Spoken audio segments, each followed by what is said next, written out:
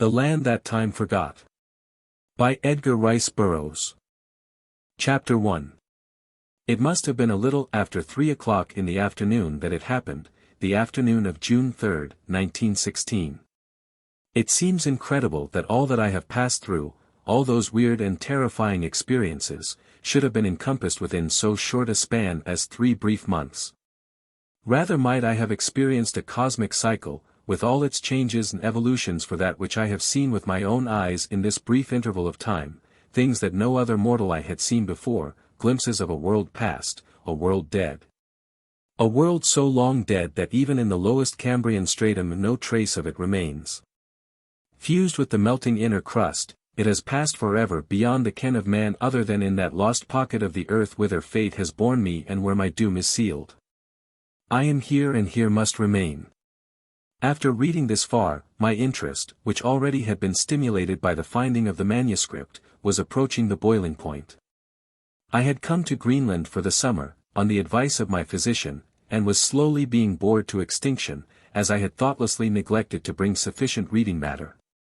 Being an indifferent fisherman, my enthusiasm for this form of sport soon waned, yet in the absence of other forms of recreation I was now risking my life in an entirely inadequate boat off Cape Farewell at the southernmost extremity of Greenland.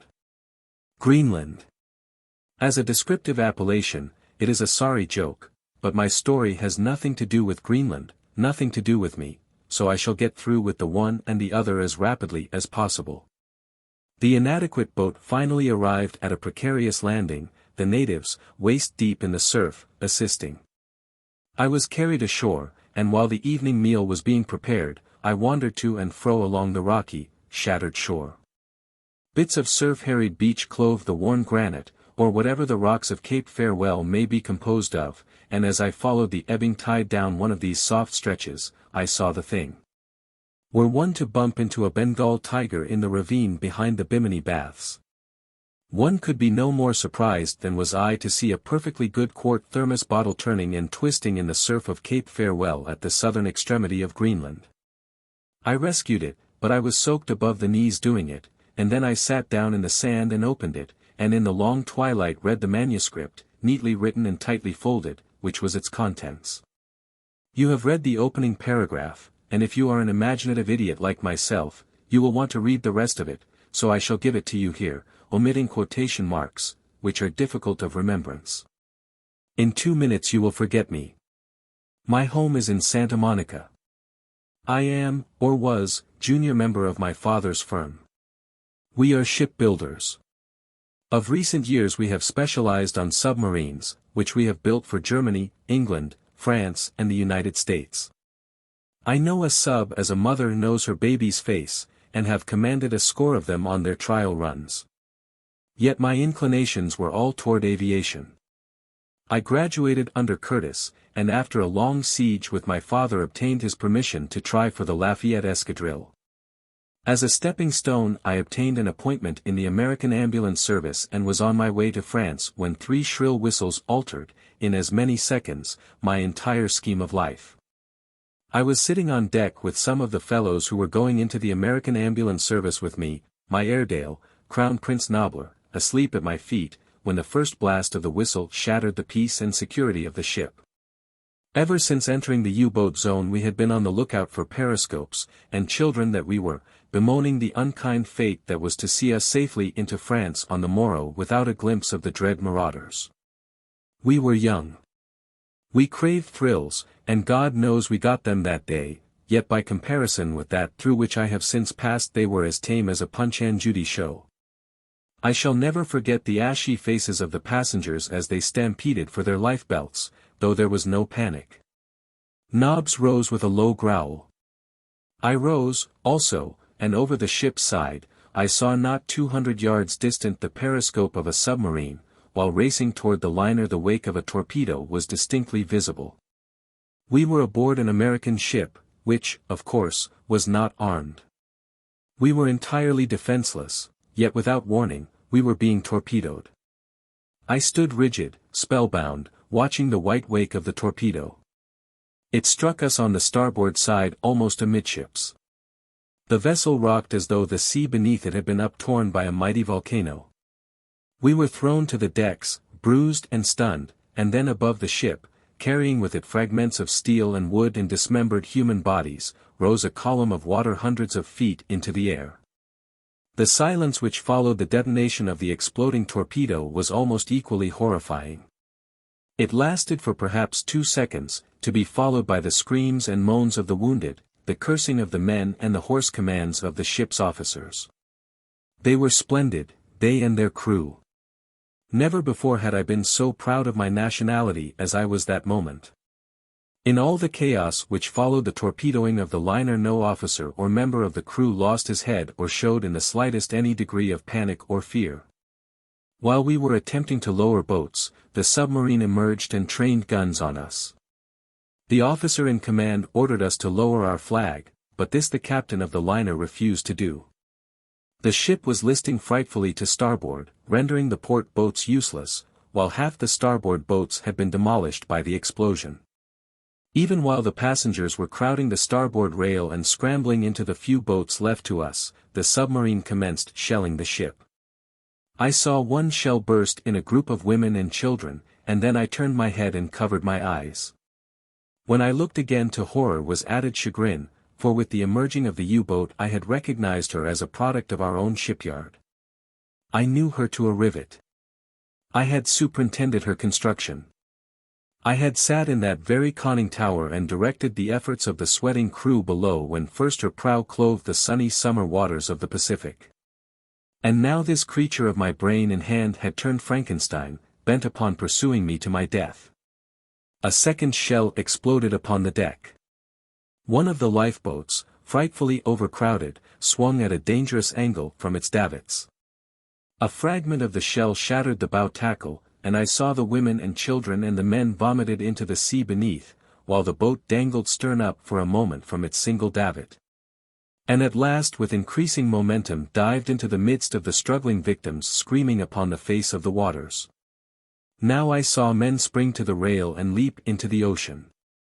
The deck was tilting to an impossible angle. Nobbs braced himself with all 4 feet to keep from slipping into the scuppers and looked up into my face with a questioning whine. I stooped and stroked his head. "Come on, boy," I cried, and running to the side of the ship, dived head foremost over the rail. When I came up, the first thing I saw was Nobbs swimming about in a bewildered sort of way a few yards from me. At sight of me his ears went flat, and his lips parted in a characteristic grin. The submarine was withdrawing toward the north, but all the time it was shelling the open boats, 3 of them, loaded to the gunwales with survivors. Fortunately the small boats presented a rather poor target, which, combined with the bad marksmanship of the Germans, preserved their occupants from harm. And after a few minutes a blotch of smoke appeared upon the eastern horizon and the U-boat submerged and disappeared. All the time the lifeboats had been pulling away from the danger of the sinking liner, and now, though I yelled at the top of my lungs, they either did not hear my appeals for help or else did not dare return to succor me. Nobbs and I had gained some little distance from the ship when it rolled completely over and sank.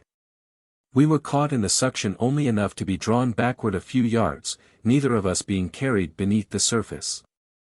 I glanced hurriedly about for something to which to cling. My eyes were directed toward the point at which the liner had disappeared when there came from the depths of the ocean the muffled reverberation of an explosion, and almost simultaneously a geyser of water in which were shattered lifeboats. Human bodies, steam, coal, oil, and the flotsam of a liner's deck leaped high above the surface of the sea, a watery column momentarily marking the grave of another ship in this greatest cemetery of the seas.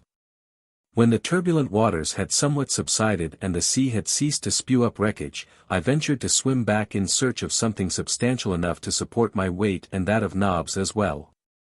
I had gotten well over the area of the wreck when not a half-dozen yards ahead of me a lifeboat shot bow foremost out of the ocean almost its entire length to flop down upon its keel with a mighty splash. It must have been carried far below, held to its mother ship by a single rope which finally parted to the enormous strain put upon it. In no other way can I account for its having leaped so far out of the water, a beneficent circumstance to which I doubtless owe my life, and that of another far dearer to me than my own. I say beneficent circumstance even in the face of the fact that a fate far more hideous confronts us than that which we escaped that day, for because of that circumstance I have met her whom otherwise I never should have known. I have met and loved her. At least I have had that great happiness in life, nor can Caspak, with all her horrors, expunge that which has been. So for the 1000th time I thank the strange fate which sent that lifeboat hurtling upward from the green pit of destruction to which it had been dragged, sent it far up above the surface, emptying its water as it rose above the waves, and dropping it upon the surface of the sea, buoyant and safe. It did not take me long to clamber over its side and drag Nobbs into comparative safety, and then I glanced around upon the scene of death and desolation which surrounded us. The sea was littered with wreckage among which floated the pitiful forms of women and children, buoyed up by their useless lifebelts. Some were torn and mangled. Others lay rolling quietly to the motion of the sea, their countenances composed and peaceful, others were set in hideous lines of agony or horror. Close to the boat's side floated the figure of a girl. Her face was turned upward, held above the surface by her lifebelt, and was framed in a floating mass of dark and waving hair. She was very beautiful. I had never looked upon such perfect features, such a divine molding which was at the same time human, intensely human. It was a face filled with character and strength and femininity, the face of one who was created to love and to be loved. The cheeks were flushed to the hue of life and health and vitality, and yet she lay there upon the bosom of the sea, dead. I felt something rise in my throat as I looked down upon that radiant vision, and I swore that I should live to avenge her murder. And then I let my eyes drop once more to the face upon the water, and what I saw nearly tumbled me backward into the sea, for the eyes in the dead face had opened, the lips had parted, and one hand was raised toward me in a mute appeal for succor. She lived. She was not dead.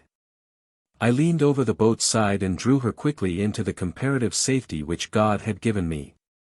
I removed her lifebelt and my soggy coat and made a pillow for her head. I chafed her hands and arms and feet. I worked over her for an hour, and at last I was rewarded by a deep sigh, and again those great eyes opened and looked into mine. At that I was all embarrassment. I have never been a ladies' man. At Leland Stanford I was the butt of the class because of my hopeless imbecility in the presence of a pretty girl, but the men liked me, nevertheless. I was rubbing one of her hands when she opened her eyes, and I dropped it as though it were a red-hot rivet. Those eyes took me in slowly from head to foot. Then they wandered slowly around the horizon marked by the rising and falling gunwales of the lifeboat. They looked at Nobbs and softened, and then came back to me filled with questioning. I stammered, moving away and stumbling over the next thwart. The vision smiled wanly. Sir, she replied faintly, and again her lips drooped, and her long lashes swept the firm, fair texture of her skin. I hope that you are feeling better, I finally managed to say. Do you know, she said after a moment of silence, I have been awake for a long time. But I did not dare open my eyes. I thought I must be dead, and I was afraid to look, for fear that I should see nothing but blackness about me. I am afraid to die. Tell me what happened after the ship went down. I remember all that happened before, oh, but I wish that I might forget it. A sob broke her voice. The beasts, she went on after a moment. And to think that I was to have married one of them, a lieutenant in the German Navy. Presently she resumed as though she had not ceased speaking. I went down and down and down. I thought I should never cease to sink. I felt no particular distress until I suddenly started upward at ever-increasing velocity. Then my lungs seemed about to burst, and I must have lost consciousness, for I remember nothing more until I opened my eyes after listening to a torrent of invective against Germany and Germans. Tell me, please, all that happened after the ship sank. I told her, then, as well as I could, all that I had seen, the submarine shelling the open boats and all the rest of it. She thought it marvelous that we should have been spared in so providential a manner, and I had a pretty speech upon my tongue's end, but lacked the nerve to deliver it. Nobbs had come over and nosed his muzzle into her lap, and she stroked his ugly face, and at last she leaned over and put her cheek against his forehead. I have always admired Nobbs. But this was the first time that it had ever occurred to me that I might wish to be Nobbs. I wondered how he would take it, for he is as unused to women as I. But he took to it as a duck takes to water. What I lack of being a ladies' man, Nobbs certainly makes up for as a ladies' dog. The old scalawag just closed his eyes and put on one of the softest, sugar wouldn't melt in my mouth, expressions you ever saw and stood there taking it and asking for more. It made me jealous. You seem fond of dogs, I said. I am fond of this dog, she replied. Whether she meant anything personal in that reply I did not know, but I took it as personal and it made me feel mighty good. As we drifted about upon that vast expanse of loneliness, it is not strange that we should quickly become well acquainted. Constantly we scanned the horizon for signs of smoke, venturing guesses as to our chances of rescue. But darkness settled, and the black night enveloped us without ever the sight of a speck upon the waters. We were thirsty, hungry, uncomfortable, and cold. Our wet garments had dried but little, and I knew that the girl must be in grave danger from the exposure to a night of cold and wet upon the water in an open boat, without sufficient clothing and no food. I had managed to bail all the water out of the boat with cupped hands, ending by mopping the balance up with my handkerchief, a slow and backbreaking procedure. Thus I had made a comparatively dry place for the girl to lie down low in the bottom of the boat, where the sides would protect her from the night wind, and when at last she did so, almost overcome as she was by weakness and fatigue, I threw my wet coat over her further to thwart the chill. But it was of no avail. As I sat watching her, the moonlight marking out the graceful curves of her slender young body, I saw her shiver. "Isn't there something I can do?" I asked. "You can't lie there chilled through all night. Can't you suggest something?" She shook her head. "We must grin and bear it," she replied after a moment. Nobbler came and lay down on the thwart beside me, his back against my leg, and I sat staring in dumb misery at the girl, knowing in my heart of hearts that she might die before morning came, for what with the shock and exposure, she had already gone through enough to kill almost any woman. And as I gazed down at her, so small and delicate and helpless, there was born slowly within my breast a new emotion. It had never been there before, now it will never cease to be there. It made me almost frantic in my desire to find some way to keep warm the cooling lifeblood in her veins. I was cold myself, though I had almost forgotten it until Nobbler moved and I felt a new sensation of cold along my leg against which he had lain, and suddenly realized that in that one spot I had been warm. Like a great light came the understanding of a means to warm the girl. Immediately I knelt beside her to put my scheme into practice, when suddenly I was overwhelmed with embarrassment. Would she permit it, even if I could muster the courage to suggest it? Then I saw her frame convulse, shudderingly, her muscles reacting to her rapidly lowering temperature, and casting prudery to the winds. I threw myself down beside her and took her in my arms, pressing her body close to mine. She drew away suddenly, voicing a little cry of fright, and tried to push me from her. "Forgive me," I managed to stammer. "It is the only way. You will die of exposure if you are not warmed, and Nobbs and I are the only means we can command for furnishing warmth." And I held her tightly while I called Nobbs and bade him lie down at her back. The girl didn't struggle any more when she learned my purpose, but she gave 2 or 3 little gasps, and then began to cry softly, burying her face on my arm, and thus she fell asleep. How do you find this book? Any thoughts about the book or the author? Any suggestion for improvement? Please take a moment to share your thoughts in a comment. If you like it, share it with your friends who might enjoy it as well. Subscribe to keep in touch. Visit CompleteAudiobooks.com for more quality content. Chapter 2. Toward morning, I must have dozed, though it seemed to me at the time that I had lain awake for days, instead of hours. When I finally opened my eyes, it was daylight, and the girl's hair was in my face, and she was breathing normally. I thanked God for that. She had turned her head during the night so that as I opened my eyes I saw her face not an inch from mine, my lips almost touching hers. It was Nobbs who finally awoke her. He got up, stretched, turned around a few times and lay down again, and the girl opened her eyes and looked into mine. Hers went very wide at first, and then slowly comprehension came to her, and she smiled. "You have been very good to me," she said, as I helped her to rise, though if the truth were known I was more in need of assistance than she, the circulation all along my left side seeming to be paralyzed entirely. "You have been very good to me." And that was the only mention she ever made of it, yet I know that she was thankful and that only reserve prevented her from referring to what, to say the least, was an embarrassing situation, however unavoidable. Shortly after daylight we saw smoke apparently coming straight toward us, and after a time we made out the squat lines of a tug, one of those fearless exponents of England's supremacy of the sea that tows sailing ships into French and English ports. I stood up on a thwart and waved my soggy coat above my head. Nobbs stood upon another and barked.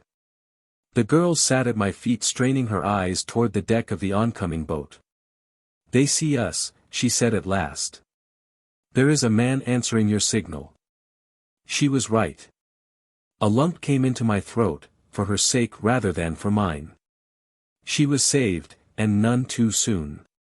She could not have lived through another night upon the channel. She might not have lived through the coming day. The tug came close beside us, and a man on deck threw us a rope. Willing hands dragged us to the deck, Nobbs scrambling nimbly aboard without assistance. The rough men were gentle as mothers with the girl. Plying us both with questions they hustled her to the captain's cabin and me to the boiler room. They told the girl to take off her wet clothes and throw them outside the door that they might be dried, and then to slip into the captain's bunk and get warm. They didn't have to tell me to strip after I once got into the warmth of the boiler room. In a jiffy, my clothes hung about where they might dry most quickly, and I myself was absorbing, through every pore, the welcome heat of the stifling compartment. They brought us hot soup and coffee, and then those who were not on duty sat around and helped me damn the Kaiser and his brood. As soon as our clothes were dry, they bade us don them, as the chances were always more than fair in those waters that we should run into trouble with the enemy, as I was only too well aware. What with the warmth and the feeling of safety for the girl, and the knowledge that a little rest and food would quickly overcome the effects of her experiences of the past dismal hours, I was feeling more content than I had experienced since those 3 whistle blasts had shattered the peace of my world the previous afternoon.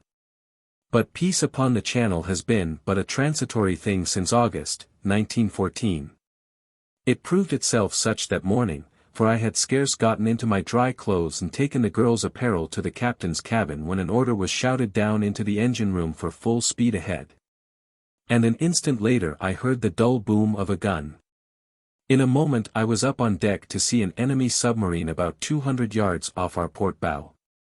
She had signaled us to stop, and our skipper had ignored the order. But now she had her gun trained on us, and the second shot grazed the cabin, warning the belligerent tug captain that it was time to obey. Once again an order went down to the engine room, and the tug reduced speed. The U-boat ceased firing and ordered the tug to come about and approach. Our momentum had carried us a little beyond the enemy craft, but we were turning now on the arc of a circle that would bring us alongside her. As I stood watching the maneuver and wondering what was to become of us, I felt something touch my elbow and turned to see the girl standing at my side. She looked up into my face with a rueful expression. "They seem bent on our destruction," she said, "and it looks like the same boat that sunk us yesterday." "It is," I replied. "I know her well. I helped design her and took her out on her first run." The girl drew back from me with a little exclamation of surprise and disappointment. "I thought you were an American," she said. "I had no idea you were a." "Nor am I," I replied. "Americans have been building submarines for all nations for many years.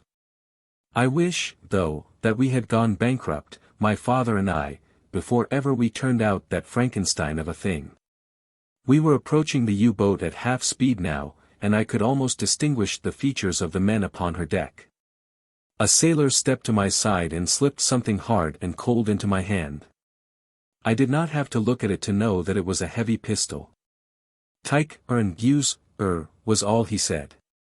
Our bow was pointed straight toward the U-boat now as I heard word pass to the engine for full speed ahead. I instantly grasped the brazen effrontery of the plucky English skipper. He was going to ram 500 tons of U-boat in the face of her trained gun. I could scarce repress a cheer. At first the botches didn't seem to grasp his intention. Evidently they thought they were witnessing an exhibition of poor seamanship, and they yelled their warnings to the tug to reduce speed and throw the helm hard to port. We were within 50 feet of them when they awakened to the intentional menace of our maneuver. Their gun crew was off its guard, but they sprang to their piece now and sent a futile shell above our heads. Knobs leaped about and barked furiously. "Let 'em have it," commanded the tug captain, and instantly revolvers and rifles poured bullets upon the deck of the submersible. 2 of the gun crew went down, the other trained their piece at the waterline of the oncoming tug. The balance of those on deck replied to our small arms fire, directing their efforts toward the man at our wheel. I hastily pushed the girl down the companionway leading to the engine room, and then I raised my pistol and fired my first shot at a Boche. What happened in the next few seconds happened so quickly that details are rather blurred in my memory. I saw the helmsman lunge forward upon the wheel, pulling the helm around so that the tug sheered off quickly from her course, and I recall realizing that all our efforts were to be in vain, because of all the men aboard. Fate had decreed that this one should fall first to an enemy bullet. I saw the depleted gun crew on the submarine fire their piece, and I felt the shock of impact and heard the loud explosion as the shell struck and exploded in our bows. I saw and realized these things even as I was leaping into the pilot house and grasping the wheel, standing astride the dead body of the helmsman. With all my strength I threw the helm to starboard. But it was too late to effect the purpose of our skipper. The best I did was to scrape alongside the sub. I heard someone shriek an order into the engine room. The boat shuddered and trembled to the sudden reversing of the engines, and our speed quickly lessened. Then I saw what that madman of a skipper planned since his first scheme had gone wrong. With a loud yelled command, he leaped to the slippery deck of the submersible, and at his heels came his hardy crew. I sprang from the pilot house and followed, not to be left out in the cold when it came to strafing the botches. From the engine room companionway came the engineer and stockers, and together we leaped after the balance of the crew and into the hand-to-hand fight that was covering the wet deck with red blood. Beside me came Nobbs, silent now, and grim. Germans were emerging from the open hatch to take part in the battle on deck. At first the pistols cracked amidst the cursing of the men and the loud commands of the commander and his junior. But presently we were too indiscriminately mixed to make it safe to use our firearms, and the battle resolved itself into a hand-to-hand struggle for possession of the deck. The sole aim of each of us was to hurl one of the opposing force into the sea. I shall never forget the hideous expression upon the face of the great Prussian with whom chance confronted me. He lowered his head and rushed at me, bellowing like a bull. With a quick sidestep and ducking low beneath his outstretched arms, I eluded him. And as he turned to come back at me, I landed a blow upon his chin which sent him spinning toward the edge of the deck. I saw his wild endeavors to regain his equilibrium. I saw him reel drunkenly for an instant upon the brink of eternity and then, with a loud scream, slip into the sea. At the same instant a pair of giant arms encircled me from behind and lifted me entirely off my feet. Kick and squirm as I would, I could neither turn toward my antagonist nor free myself from his maniacal grasp. Relentlessly he was rushing me toward the side of the vessel and death. There was none to stay him, for each of my companions was more than occupied by from 1 to 3 of the enemy. For an instant I was fearful for myself, and then I saw that which filled me with a far greater terror for another. My Boche was bearing me toward the side of the submarine against which the tug was still pounding. That I should be ground to death between the two was lost upon me as I saw the girl standing alone upon the tug's deck, as I saw the stern high in air and the bow rapidly settling for the final dive. As I saw death from which I could not save her clutching at the skirts of the woman I now knew all too well that I loved. I had perhaps the fraction of a second longer to live when I heard an angry growl behind us mingle with a cry of pain and rage from the giant who carried me. Instantly he went backward to the deck, and as he did so he threw his arms outwards to save himself, freeing me. I fell heavily upon him, but was upon my feet in the instant. As I arose, I cast a single glance at my opponent. Never again would he menace me or another, for Nob's great jaws had closed upon his throat. Then I sprang toward the edge of the deck closest to the girl upon the sinking tug. "Jump!" I cried. "Jump!" And I held out my arms to her. Instantly, as though with implicit confidence in my ability to save her, she leaped over the side of the tug onto the sloping, slippery side of the U-boat. I reached far over to seize her hand. At the same instant the tug pointed its stern straight toward the sky and plunged out of sight. My hand missed the girl's by a fraction of an inch, and I saw her slip into the sea, but scarce had she touched the water when I was in after her. The sinking tug drew us far below the surface, but I had seized her the moment I struck the water, and so we went down together, and together we came up, a few yards from the U-boat. The first thing I heard was Nobs barking furiously. Evidently he had missed me and was searching. A single glance at the vessel's deck assured me that the battle was over and that we had been victorious. For I saw our survivors holding a handful of the enemy at pistol points while one by one the rest of the crew was coming out of the craft's interior and lining up on deck with the other prisoners. As I swam toward the submarine with the girl, Nob's persistent barking attracted the attention of some of the tug's crew, so that as soon as we reached the side there were hands to help us aboard. I asked the girl if she was hurt, but she assured me that she was none the worse for this second wetting, nor did she seem to suffer any from shock. I was to learn for myself that this slender and seemingly delicate creature possessed the heart and courage of a warrior. As we joined our own party, I found the tug's mate checking up our survivors. There were 10 of us left, not including the girl. Our brave skipper was missing, as were 8 others. There had been 19 of us in the attacking party and we had accounted in one way and another during the battle for 16 Germans and had taken 9 prisoners, including the commander. His lieutenant had been killed. "Not a bad day's work," said Bradley, the mate, when he had completed his role. "Only losing the skipper," he added, "was the worst. He was a fine man, a fine man." Olsen, who in spite of his name was Irish, and in spite of his not being Scotch had been the tug's engineer, was standing with Bradley and me. "Ease," he agreed, "it's a day's work we're after doin', but what are we goin' to be doin' with it now we got it?" "We'll run her into the nearest English port," said Bradley, "and then we'll all go ashore and get our V.C.S," he concluded, laughing. "How you goin' to run her?" queried Olsen. "You can't trust these Dutchmen." Bradley scratched his head. "I guess you're right," he admitted. "And I don't know the first thing about a sub." "I do," I assured him. "I know more about this particular sub than the officer who commanded her." Both men looked at me in astonishment, and then I had to explain all over again as I had explained to the girl. Bradley and Olsen were delighted. Immediately I was put in command, and the first thing I did was to go below with Olsen and inspect the craft thoroughly for hidden botches and damaged machinery.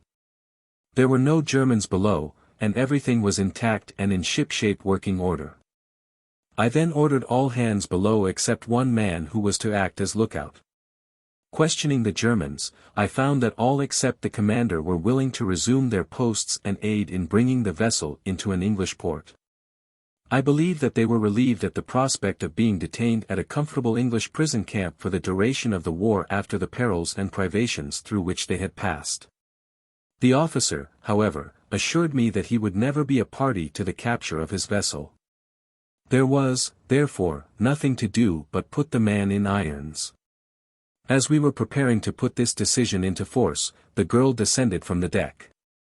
It was the first time that she or the German officer had seen each other's faces since we had boarded the U-boat. I was assisting the girl down the ladder and still retained a hold upon her arm, possibly after such support was no longer necessary, when she turned and looked squarely into the face of the German. Each voiced a sudden exclamation of surprise and dismay. "Liss," he cried, and took a step toward her. The girl's eyes went wide, and slowly filled with a great horror, as she shrank back. Then her slender figure stiffened to the erectness of a soldier, and with chin in air and without a word she turned her back upon the officer. "Take him away," I directed the 2 men who guarded him, "and put him in irons."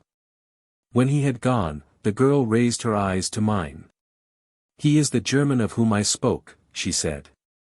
"He is Baron von Skundvorts." I merely inclined my head. She had loved him. I wondered if in her heart of hearts she did not love him yet. Immediately I became insanely jealous. I hated Baron Friedrich von Skundvorts with such utter intensity that the emotion thrilled me with a species of exaltation. But I didn't have much chance to enjoy my hatred then, for almost immediately the lookout poked his face over the hatchway and bawled down that there was smoke on the horizon, dead ahead. Immediately I went on deck to investigate, and Bradley came with me. "If she's friendly," he said, "we'll speak her. If she's not, we'll sink her, Captain?" "Yes, Lieutenant," I replied, and it was his turn to smile.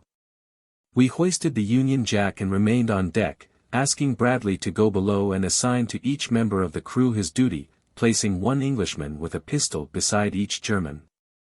"Half speed ahead," I commanded. More rapidly now we closed the distance between ourselves and the stranger, until I could plainly see the red ensign of the British Merchant Marine. My heart swelled with pride at the thought that presently admiring British tars would be congratulating us upon our notable capture. And just about then the merchant steamer must have sighted us, for she veered suddenly toward the north, and a moment later dense volumes of smoke issued from her funnels. Then, steering a zigzag course, she fled from us as though we had been the bubonic plague. I altered the course of the submarine and set off in chase, but the steamer was faster than we, and soon left us hopelessly astern. With a rueful smile, I directed that our original course be resumed, and once again we set off toward merry England.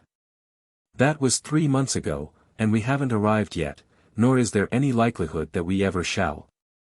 The steamer we had just sighted must have wirelessed a warning, for it wasn't half an hour before we saw more smoke on the horizon, and this time the vessel flew the white ensign of the Royal Navy and carried guns. She didn't veer to the north or anywhere else, but bore down on us rapidly. I was just preparing to signal her, when a flame flashed from her bows, and an instant later the water in front of us was thrown high by the explosion of a shell. Bradley had come on deck and was standing beside me. "About 1 more of those, and she'll have our range," he said. "She doesn't seem to take much stock in our Union Jack." A second shell passed over us, and then I gave the command to change our direction, at the same time directing Bradley to go below and give the order to submerge. I passed knobs down to him, and following, saw to the closing and fastening of the hatch. It seemed to me that the diving tanks never had filled so slowly. We heard a loud explosion apparently directly above us. The craft trembled to the shock which threw us all to the deck. I expected momentarily to feel the deluge of inrushing water, but none came. Instead we continued to submerge until the manometer registered 40 feet, and then I knew that we were safe. Safe! I almost smiled. I had relieved Olsen, who had remained in the tower at my direction, having been a member of one of the early British submarine crews, and therefore having some knowledge of the business. Bradley was at my side. He looked at me quizzically. "What the devil are we to do?" he asked. "The merchantman will flee us, the war vessel will destroy us, neither will believe our colors or give us a chance to explain. We will meet even a worse reception if we go nosing around a British port, mines, nets and all of it. We can't do it. Let's try it again when this fellow has lost the scent," I urged. "There must come a ship that will believe us." And try it again we did, only to be almost rammed by a huge freighter. Later we were fired upon by a destroyer, and 2 merchantmen turned and fled at our approach. For 2 days we cruised up and down the channel trying to tell someone, who would listen, that we were friends, but no one would listen. After our encounter with the first warship I had given instructions that a wireless message be sent out explaining our predicament, but to my chagrin I discovered that both sending and receiving instruments had disappeared. There is only one place you can go, von Skundvorts sent word to me, and that is Kiel. You can't land anywhere else in these waters. If you wish, I will take you there, and I can promise that you will be treated well. There is another place we can go, I sent back my reply, and we will before we'll go to Germany. That place is hell. Chapter 3. Those were anxious days, during which I had but little opportunity to associate with Liz. I had given her the commander's room, Bradley and I taking that of the deck officer, while Olsen and two of our best men occupied the room ordinarily allotted to petty officers. I made Nob's bed down in Liz's room, for I knew she would feel less alone. Nothing of much moment occurred for a while after we left British waters behind us. We ran steadily along upon the surface, making good time. The first two boats we sighted made off as fast as they could go, and the third, a huge freighter, fired on us, forcing us to submerge. It was after this that our troubles commenced. One of the diesel engines broke down in the morning, and while we were working on it, the forward port diving tank commenced to fill. I was on deck at the time and noted the gradual list. Guessing at once what was happening, I leaped for the hatch and slamming it closed above my head, dropped to the central. By this time the craft was going down by the head with a most unpleasant list to port, and I didn't wait to transmit orders to someone else but ran as fast as I could for the valve that let the sea into the forward port diving tank. It was wide open. To close it and to have the pump started that would empty it were the work of but a minute, but we had had a close call. I knew that the valve had never opened itself. Someone had opened it, someone who was willing to die himself if he might at the same time encompass the death of all of us. After that I kept a guard pacing the length of the narrow craft. We worked upon the engine all that day and night and half the following day. Most of the time we drifted idly upon the surface, but toward noon we sighted smoke due west, and having found that only enemies inhabited the world for us, I ordered that the other engine be started so that we could move out of the path of the oncoming steamer. The moment the engine started to turn, however, there was a grinding sound of tortured steel, and when it had been stopped, we found that someone had placed a cold chisel in one of the gears. It was another 2 days before we were ready to limp along, half repaired. The night before the repairs were completed, the sentry came to my room and awoke me.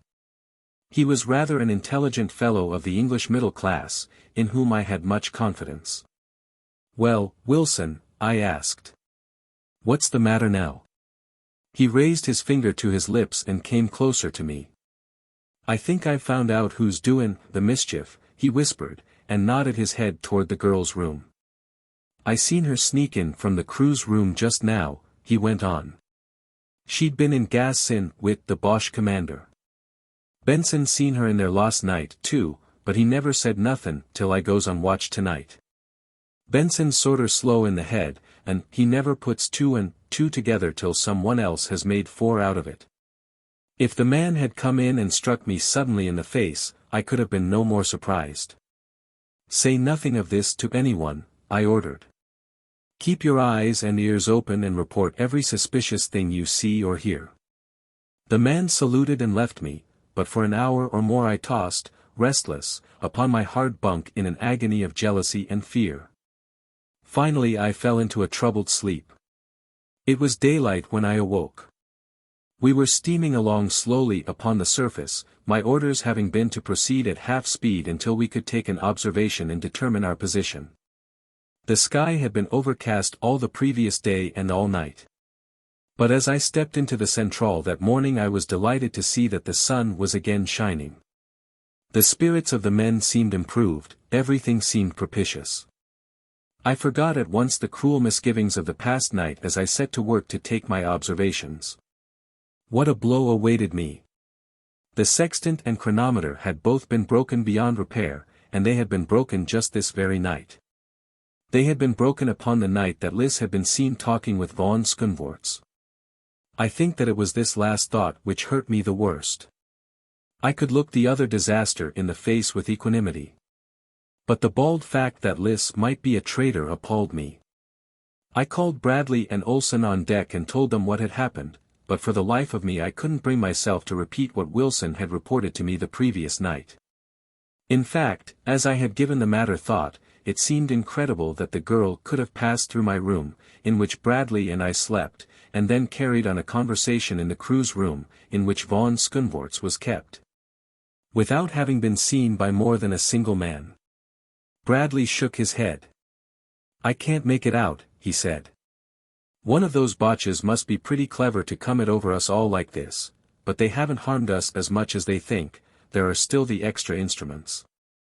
It was my turn now to shake a doleful head. "There are no extra instruments," I told them. "They too have disappeared, as did the wireless apparatus." Both men looked at me in amazement. "We still have the compass and the sun," said Olsen. "They may be after getting the compass some night, but they's too many of us around in the daytime fair to get the sun." It was then that one of the men stuck his head up through the hatchway and seeing me, asked permission to come on deck and get a breath of fresh air. I recognized him as Benson, the man who, Wilson had said, reported having seen Liss with von Skunvorts 2 nights before. I motioned him on deck and then called him to one side, asking if he had seen anything out of the way or unusual during his trick on watch the night before. The fellow scratched his head a moment and said, "No," and then as though it was an afterthought, he told me that he had seen the girl in the crew's room about midnight talking with the German commander. But as there hadn't seemed to him to be any harm in that, he hadn't said anything about it. Telling him never to fail to report to me anything in the slightest out of the ordinary routine of the ship, I dismissed him. Several of the other men now asked permission to come on deck, and soon all but those actually engaged in some necessary duty were standing around smoking and talking, all in the best of spirits. I took advantage of the absence of the men upon the deck to go below for my breakfast, which the cook was already preparing upon the electric stove. Liss, followed by Nobbs, appeared as I entered the centrale. She met me with a pleasant, "Good morning," which I am afraid I replied to in a tone that was rather constrained and surly. "Will you breakfast with me?" I suddenly asked the girl, determined to commence a probe of my own along the lines which duty demanded. She nodded a sweet acceptance of my invitation, and together we sat down at the little table of the officers' mess. "You slept well last night?" I asked. "All night," she replied.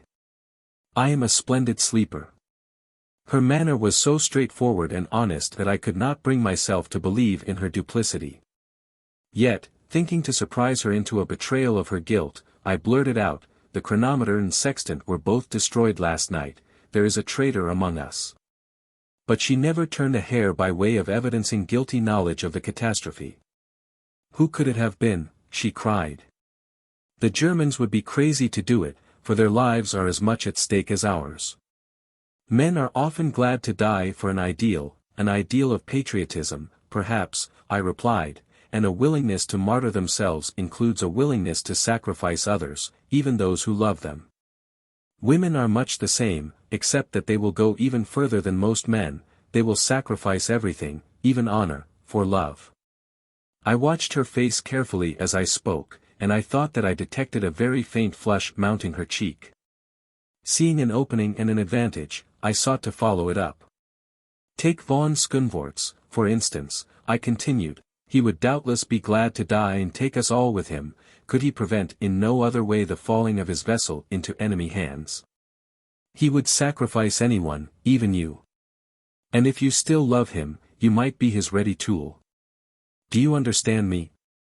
She looked at me in wide-eyed consternation for a moment, and then she went very white and rose from her seat. "I do," she replied, and turning her back upon me, she walked quickly toward her room. I started to follow, for even believing what I did, I was sorry that I had hurt her.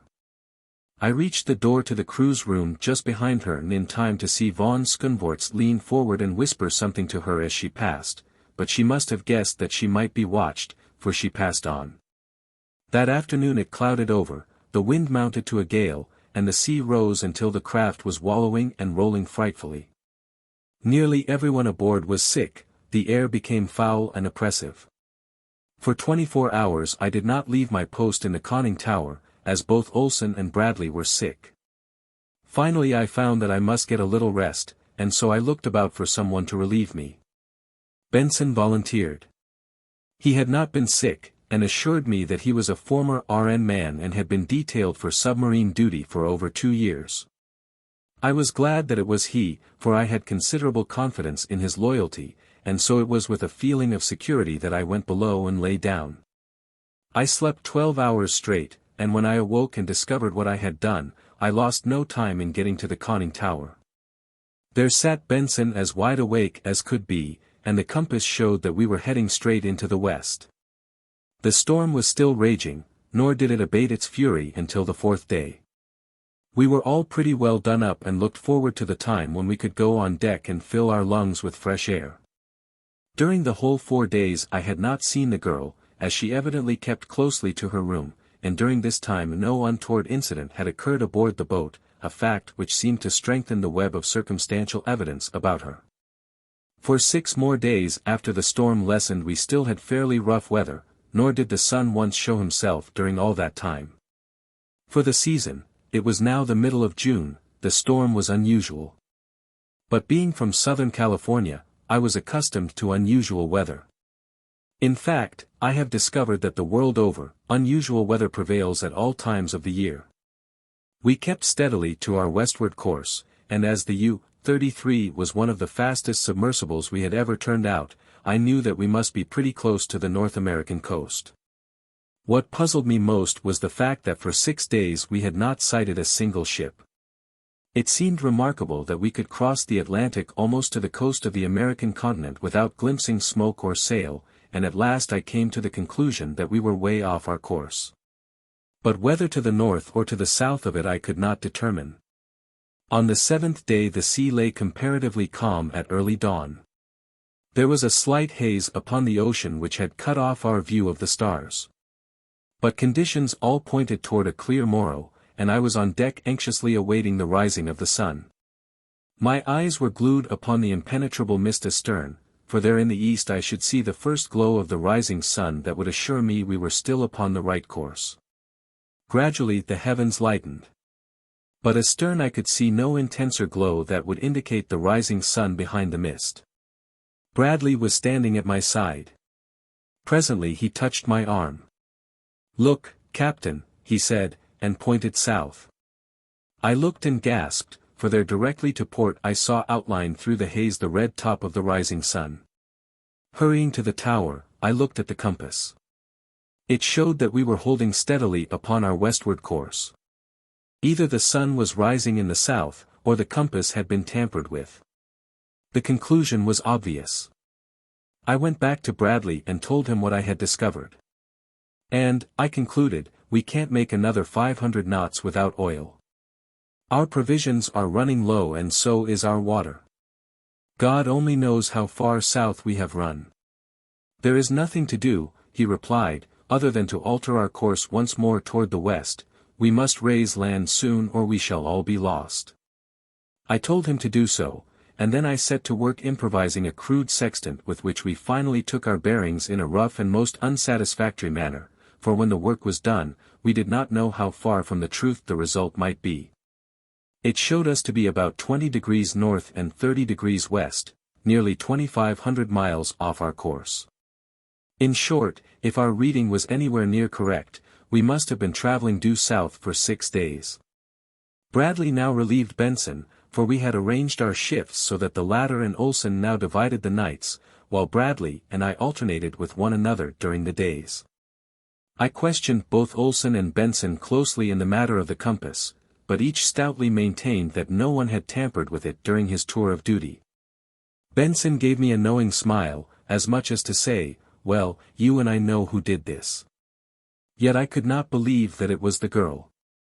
We kept to our westerly course for several hours when the lookout's cry announced a sail.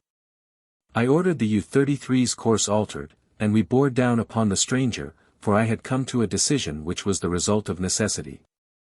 We could not lie there in the middle of the Atlantic and starve to death if there was any way out of it. The sailing ship saw us while we were still a long way off, as was evidenced by her efforts to escape. There was scarcely any wind, however, and her case was hopeless. So when we drew near and signaled her to stop, she came into the wind and lay there with her sails flapping idly. We moved in quite close to her. She was the Ballman of Halmstad, Sweden, with a general cargo from Brazil for Spain.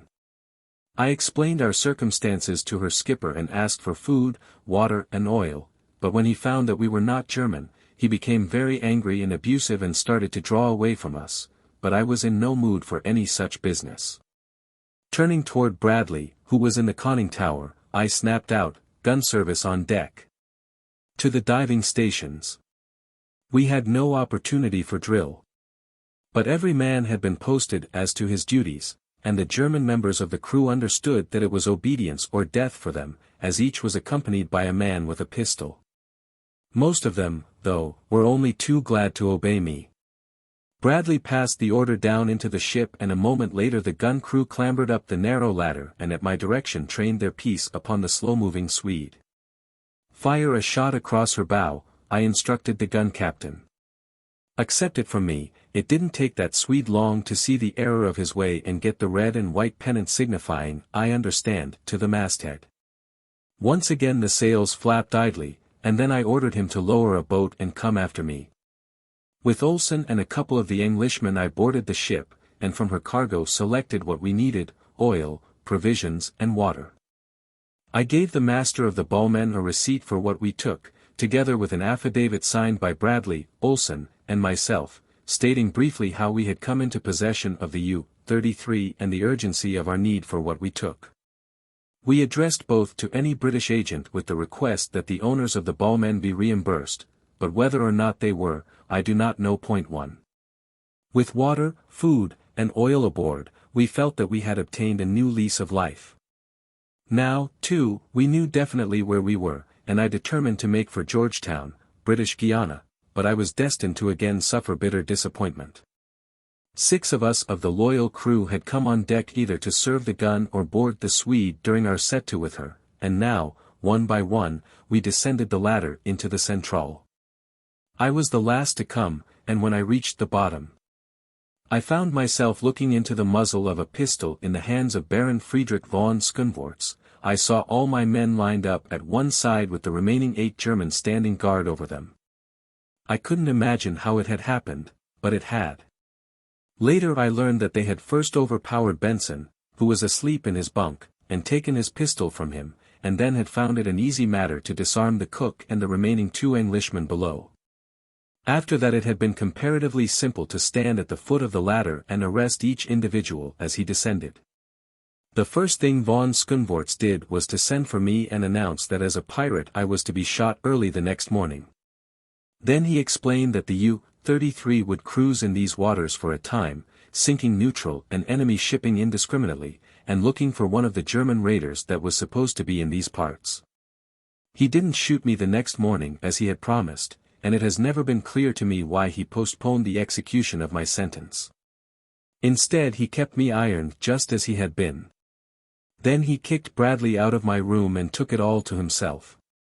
We cruised for a long time, sinking many vessels, all but one by gunfire, but we did not come across a German raider.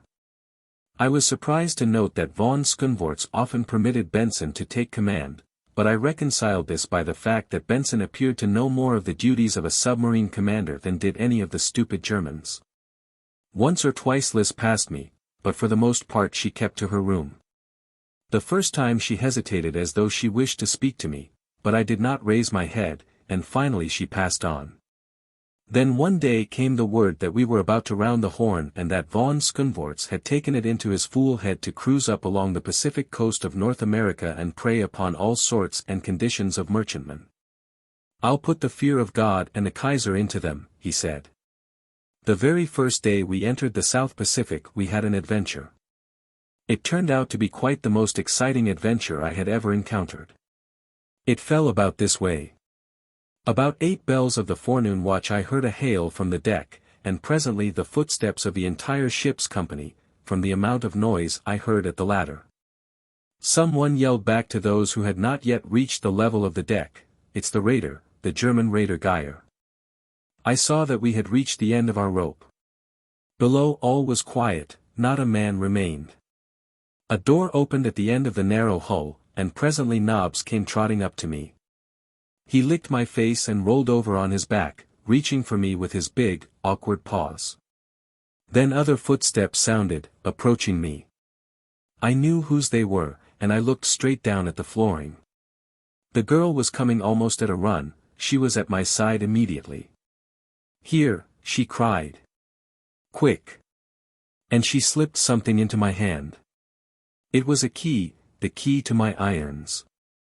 At my side she also laid a pistol, and then she went on into the centrale. As she passed me, I saw that she carried another pistol for herself. It did not take me long to liberate myself, and then I was at her side. "How can I thank you?" I started. But she shut me up with a word. "Do not thank me," she said coldly.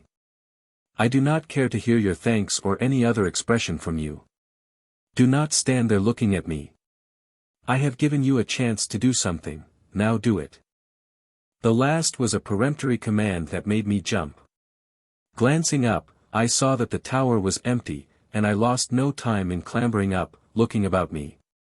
About 100 yards off lay a small, swift cruiser raider, and above her floated the German man-of-war's flag.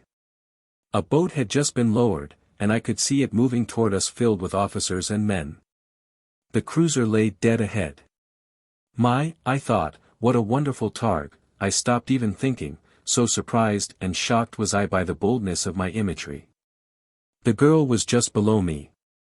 I looked down on her wistfully. Could I trust her? Why had she released me at this moment? I must. There was no other way. I dropped back below. "Ask Olsen to step down here, please," I requested, "and don't let anyone see you ask him." She looked at me with a puzzled expression on her face for the barest fraction of a second, and then she turned and went up the ladder. A moment later Olsen returned, and the girl followed him. "Quick!" I whispered to the big Irishman, and made for the bow compartment where the torpedo tubes are built into the boat. Here, too, were the torpedoes. The girl accompanied us, and when she saw the thing I had in mind, she stepped forward and lent a hand to the swinging of the great cylinder of death and destruction into the mouth of its tube. With oil and main strength we shoved the torpedo home and shut the tube. Then I ran back to the conning tower, praying in my heart of hearts that the U-33 had not swung her bow away from the prey. No, thank God. Never could aim have been truer. I signaled back to Olsen, "Let her go." The U-33 trembled from stem to stern as the torpedo shot from its tube. I saw the white wake leap from her bow straight toward the enemy cruiser. A chorus of hoarse yells arose from the deck of our own craft. I saw the officers stand suddenly erect in the boat that was approaching us, and I heard loud cries and curses from the raider. Then I turned my attention to my own business. Most of the men on the submarine's deck were standing in paralyzed fascination, staring at the torpedo. Bradley happened to be looking toward the conning tower and saw me. I sprang on deck and ran toward him. "Quick!" I whispered. "While they are stunned, we must overcome them." A German was standing near Bradley, just in front of him. The Englishman struck the fellow a frantic blow upon the neck and at the same time snatched his pistol from its holster. Von Skunvorts had recovered from his first surprise quickly and had turned toward the main hatch to investigate. I covered him with my revolver, and at the same instant the torpedo struck the raider, the terrific explosion drowning the German's command to his men. Bradley was now running from one to another of our men, and though some of the Germans saw and heard him, they seemed too stunned for action. Olsen was below, so that there were only 9 of us against 8 Germans, for the man Bradley had struck still lay upon the deck. Only 2 of us were armed. But the heart seemed to have gone out of the Boches, and they put up but half-hearted resistance. Von Skunvorts was the worst. He was fairly frenzied with rage and chagrin, and he came charging for me like a mad bull, and as he came he discharged his pistol. If he'd stopped long enough to take aim, he might have gotten me. But his pace made him wild, so that not a shot touched me, and then we clinched and went to the deck. This left 2 pistols, which 2 of my own men were quick to appropriate. The Baron was no match for me in a hand-to-hand encounter, and I soon had him pinned to the deck and the life almost choked out of him. A half-hour later things had quieted down, and all was much the same as before the prisoners had revolted, only we kept a much closer watch on von Skunvorts. The Geyer had sunk while we were still battling upon our deck, and afterward we had drawn away toward the north, leaving the survivors to the attention of the single boat which had been making its way toward us when Olsen launched the torpedo. I suppose the poor devils never reached land, and if they did, they most probably perished on that cold and unhospitable shore, but I couldn't permit them aboard the U-33. We had all the Germans we could take care of. That evening the girl asked permission to go on deck. She said that she felt the effects of long confinement below, and I readily granted her request. I could not understand her, and I craved an opportunity to talk with her again in an effort to fathom her and her intentions, and so I made it a point to follow her up the ladder. It was a clear, cold, beautiful night. The sea was calm except for the white water at our bows and the two long radiating swells running far off into the distance upon either hand astern, forming a great V which our propellers filled with choppy waves. Benson was in the tower, we were bound for San Diego and all looked well. Liz stood with a heavy blanket wrapped around her slender figure, and as I approached her, she half turned toward me to see who it was.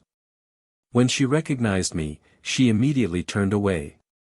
"I want to thank you," I said, "for your bravery and loyalty, you were magnificent. I am sorry that you had reason before to think that I doubted you."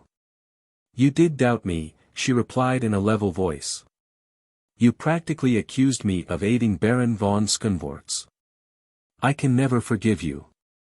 There was a great deal of finality in both her words and tone. "I could not believe it," I said. "And yet 2 of my men reported having seen you in conversation with von Skunvorts late at night upon 2 separate occasions, after each of which some great damage was found done us in the morning. I didn't want to doubt you. But I carried all the responsibility of the lives of these men, of the safety of the ship, of your life and mine. I had to watch you, and I had to put you on your guard against a repetition of your madness." She was looking at me now with those great eyes of hers, very wide and round. "Who told you that I spoke with Baron von Skunvorts at night, or any other time?" she asked. "I cannot tell you, Liz," I replied, "but it came to me from 2 different sources." "Then 2 men have lied," she asserted without heat. "I have not spoken to Baron von Skunvorts other than in your presence when first we came aboard the U-33. And please, when you address me, remember that to others than my intimates I am Miss LaRue. Did you ever get slapped in the face when you least expected it?" "No." "Well, then you do not know how I felt at that moment. I could feel the hot, red flush surging up my neck, across my cheeks, over my ears, clear to my scalp. And it made me love her all the more, it made me swear inwardly 1,000 solemn oaths that I would win her." Chapter 4. For several days things went along in about the same course. I took our position every morning with my crude sextant, but the results were always most unsatisfactory. They always showed a considerable westing when I knew that we had been sailing due north. I blamed my crude instrument, and kept on. Then one afternoon the girl came to me. "Pardon me," she said, "but were I you, I should watch this man Benson, especially when he is in charge." I asked her what she meant, thinking I could see the influence of von Skunvorts raising a suspicion against one of my most trusted men. "If you will note the boat's course a half hour after Benson goes on duty," she said, "you will know what I mean, and you will understand why he prefers a night watch. Possibly, too, you will understand some other things that have taken place aboard." Then she went back to her room, thus ending the conversation. I waited until half an hour after Benson had gone on duty, and then I went on deck, passing through the conning tower where Benson sat, and looking at the compass.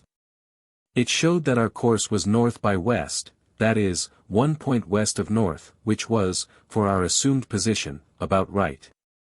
I was greatly relieved to find that nothing was wrong, for the girl's words had caused me considerable apprehension. I was about to return to my room when a thought occurred to me that again caused me to change my mind, and, incidentally, came near proving my death warrant.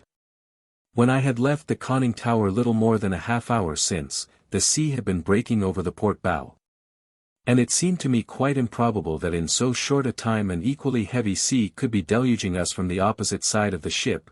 Winds may change quickly, but not a long, heavy sea. There was only one other solution. Since I left the tower, our course had been altered some 8 points. Turning quickly, I climbed out upon the conning tower. A single glance at the heavens confirmed my suspicions. The constellations which should have been dead ahead were directly starboard. We were sailing due west. Just for an instant longer I stood there to check up my calculations. I wanted to be quite sure before I accused Benson of perfidy, and about the only thing I came near making quite sure of was death. I cannot see even now how I escaped it. I was standing on the edge of the conning tower, when a heavy palm suddenly struck me between the shoulders and hurled me forward into space. The drop to the triangular deck forward of the conning tower might easily have broken a leg for me, or I might have slipped off onto the deck and rolled overboard, but fate was upon my side, as I was only slightly bruised. As I came to my feet, I heard the conning tower cover slam. There is a ladder which leads from the deck to the top of the tower. Up this I scrambled, as fast as I could go, but Benson had the cover tight before I reached it. I stood there a moment in dumb consternation. What did the fellow intend? What was going on below? If Benson was a traitor, how could I know that there were not other traitors among us? I cursed myself for my folly in going out upon the deck, and then this thought suggested another, a hideous one. Who was it that had really been responsible for my being here? Thinking to attract attention from inside the craft, I again ran down the ladder and onto the small deck only to find that the steel covers of the conning tower windows were shut.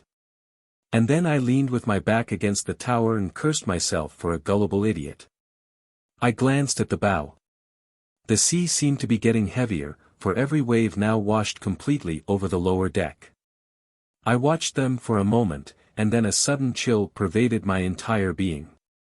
It was not the chill of wet clothing, or the dashing spray which drenched my face, no, it was the chill of the hand of death upon my heart. In an instant I had turned the last corner of life's highway and was looking God Almighty in the face. The U-33 was being slowly submerged. It would be difficult, even impossible, to set down in writing my sensations at that moment. All I can particularly recall is that I laughed, though neither from a spirit of bravado nor from hysteria. And I wanted to smoke. Lord! How I did want to smoke, but that was out of the question. I watched the water rise until the little deck I stood on was awash, and then I clambered once more to the top of the conning tower. From the very slow submergence of the boat I knew that Benson was doing the entire trick alone, that he was merely permitting the diving tanks to fill and that the diving rudders were not in use. The throbbing of the engine ceased, and in its stead came the steady vibration of the electric motors. The water was halfway up the conning tower. I had perhaps 5 minutes longer on the deck. I tried to decide what I should do after I was washed away. Should I swim until exhaustion claimed me, or should I give up and end the agony at the first plunge? From below came 2 muffled reports. They sounded not unlike shots. Was Benson meeting with resistance?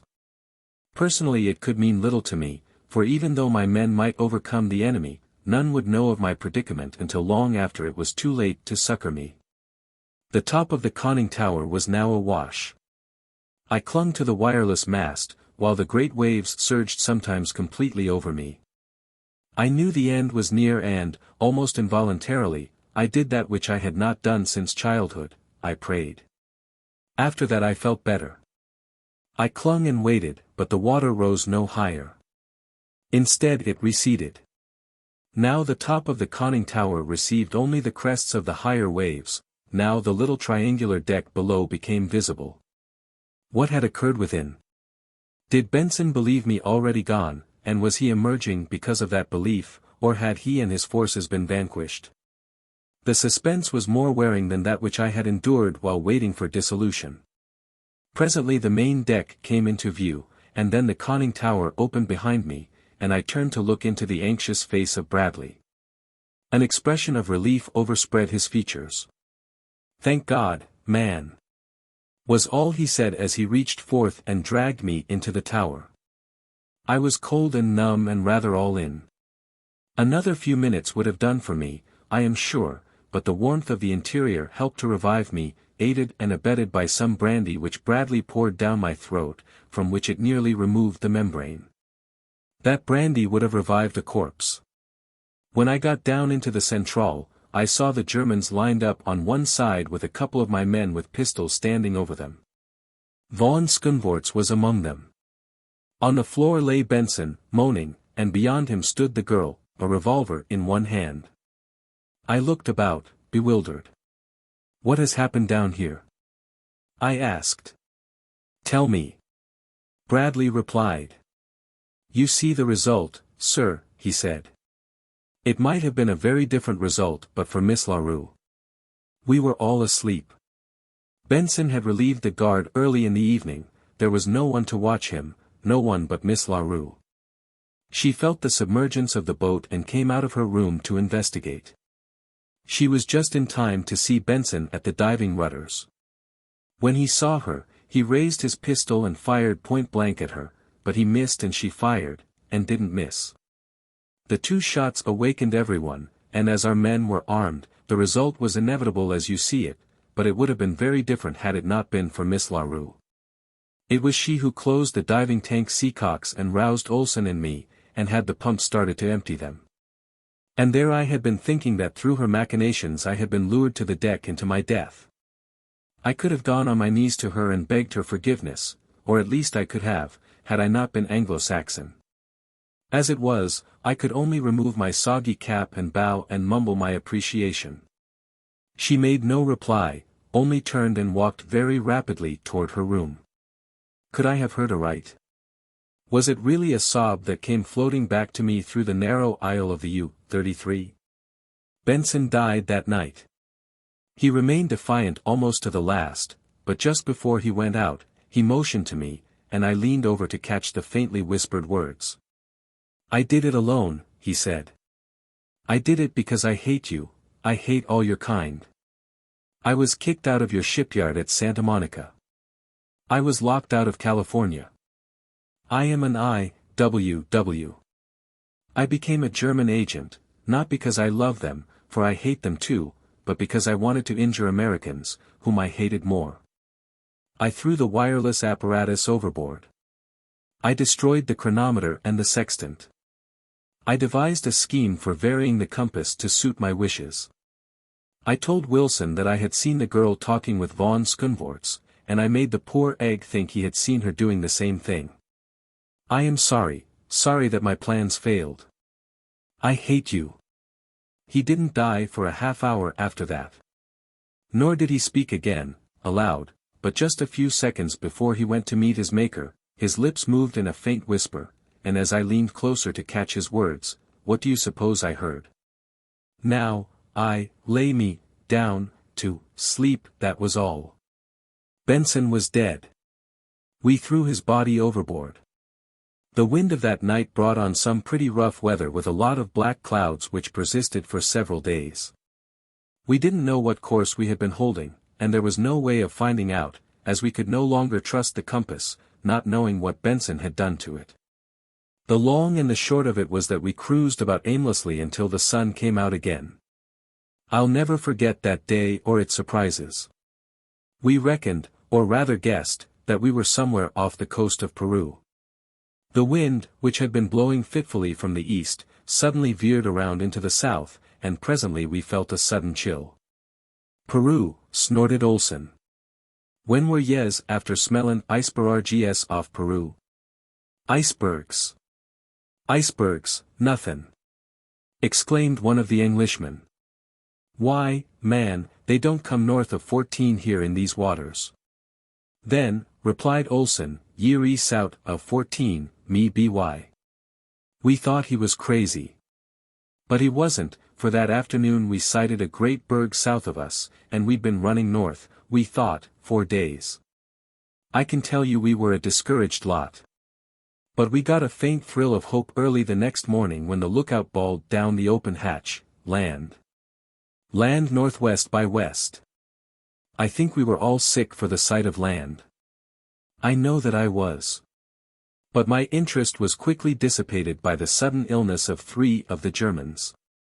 Almost simultaneously they commenced vomiting. They couldn't suggest any explanation for it. I asked them what they had eaten, and found they had eaten nothing other than the food cooked for all of us. "Have you drunk anything?" I asked, for I knew that there was liquor aboard, and medicines in the same locker. "Only water," moaned one of them. "We all drank water together this morning. We opened a new tank. Maybe it was the water." I started an investigation which revealed a terrifying condition: someone, probably Benson, had poisoned all the running water on the ship. It would have been worse, though, had land not been in sight. The sight of land filled us with renewed hope. Our course had been altered, and we were rapidly approaching what appeared to be a precipitous headland. Cliffs, seemingly rising perpendicularly out of the sea, faded away into the mist upon either hand as we approached. The land before us might have been a continent, so mighty appeared the shoreline, yet we knew that we must be thousands of miles from the nearest western landmass, New Zealand or Australia. We took our bearings with our crude and inaccurate instruments, we searched the chart, we cudgelled our brains, and at last it was Bradley who suggested a solution. He was in the tower and watching the compass, to which he called my attention. The needle was pointing straight toward the land. Bradley swung the helm hard to starboard.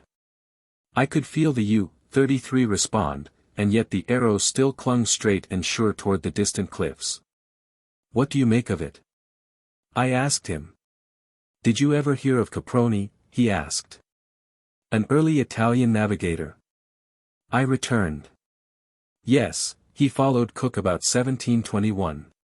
He is scarcely mentioned even by contemporaneous historians, probably because he got into political difficulties on his return to Italy. It was the fashion to scoff at his claims, but I recall reading one of his works, his only one, I believe, in which he described a new continent in the South Seas, a continent made up of some strange metal, which attracted the compass. A rock-bound, inhospitable coast, without beach or harbor, which extended for hundreds of miles. He could make no landing, nor in the several days he cruised about it did he see sign of life. He called it Caprona and sailed away. I believe, sir, that we are looking upon the coast of Caprona, uncharted and forgotten for 200 years. If you are right, it might account for much of the deviation of the compass during the past 2 days, I suggested. Caprona has been luring us upon her deadly rocks. Well, we'll accept her challenge. We'll land upon Caprona. Along that long front there must be a vulnerable spot. We will find it, Bradley, for we must find it. We must find water on Caprona, or we must die. And so we approached the coast upon which no living eyes had ever rested. Straight from the ocean's depths rose towering cliffs, shot with brown and blues and greens, withered moss and lichen and the verdigris of copper, and everywhere the rusty ochre of iron parites. The cliff tops, though ragged, were of such uniform height as to suggest the boundaries of a great plateau, and now and again we caught glimpses of verdure topping the rocky escarpment. As though bush or jungle land had pushed outward from a lush vegetation farther inland to signal to an unseeing world that Caprona lived and joyed in life beyond her austere and repellent coast. But metaphor, however poetic, never slaked a dry throat. To enjoy Caprona's romantic suggestions we must have water, and so we came in close, always sounding, and skirted the shore. As close in as we dared cruise, we found fathomless depths, and always the same undented coastline of bald cliffs. As darkness threatened, we drew away and lay well off the coast all night. We had not as yet really commenced to suffer for lack of water, but I knew that it would not be long before we did, and so at the first streak of dawn I moved in again and once more took up the hopeless survey of the forbidding coast. Toward noon we discovered a beach, the first we had seen. It was a narrow strip of sand at the base of a part of the cliff that seemed lower than any we had before scanned.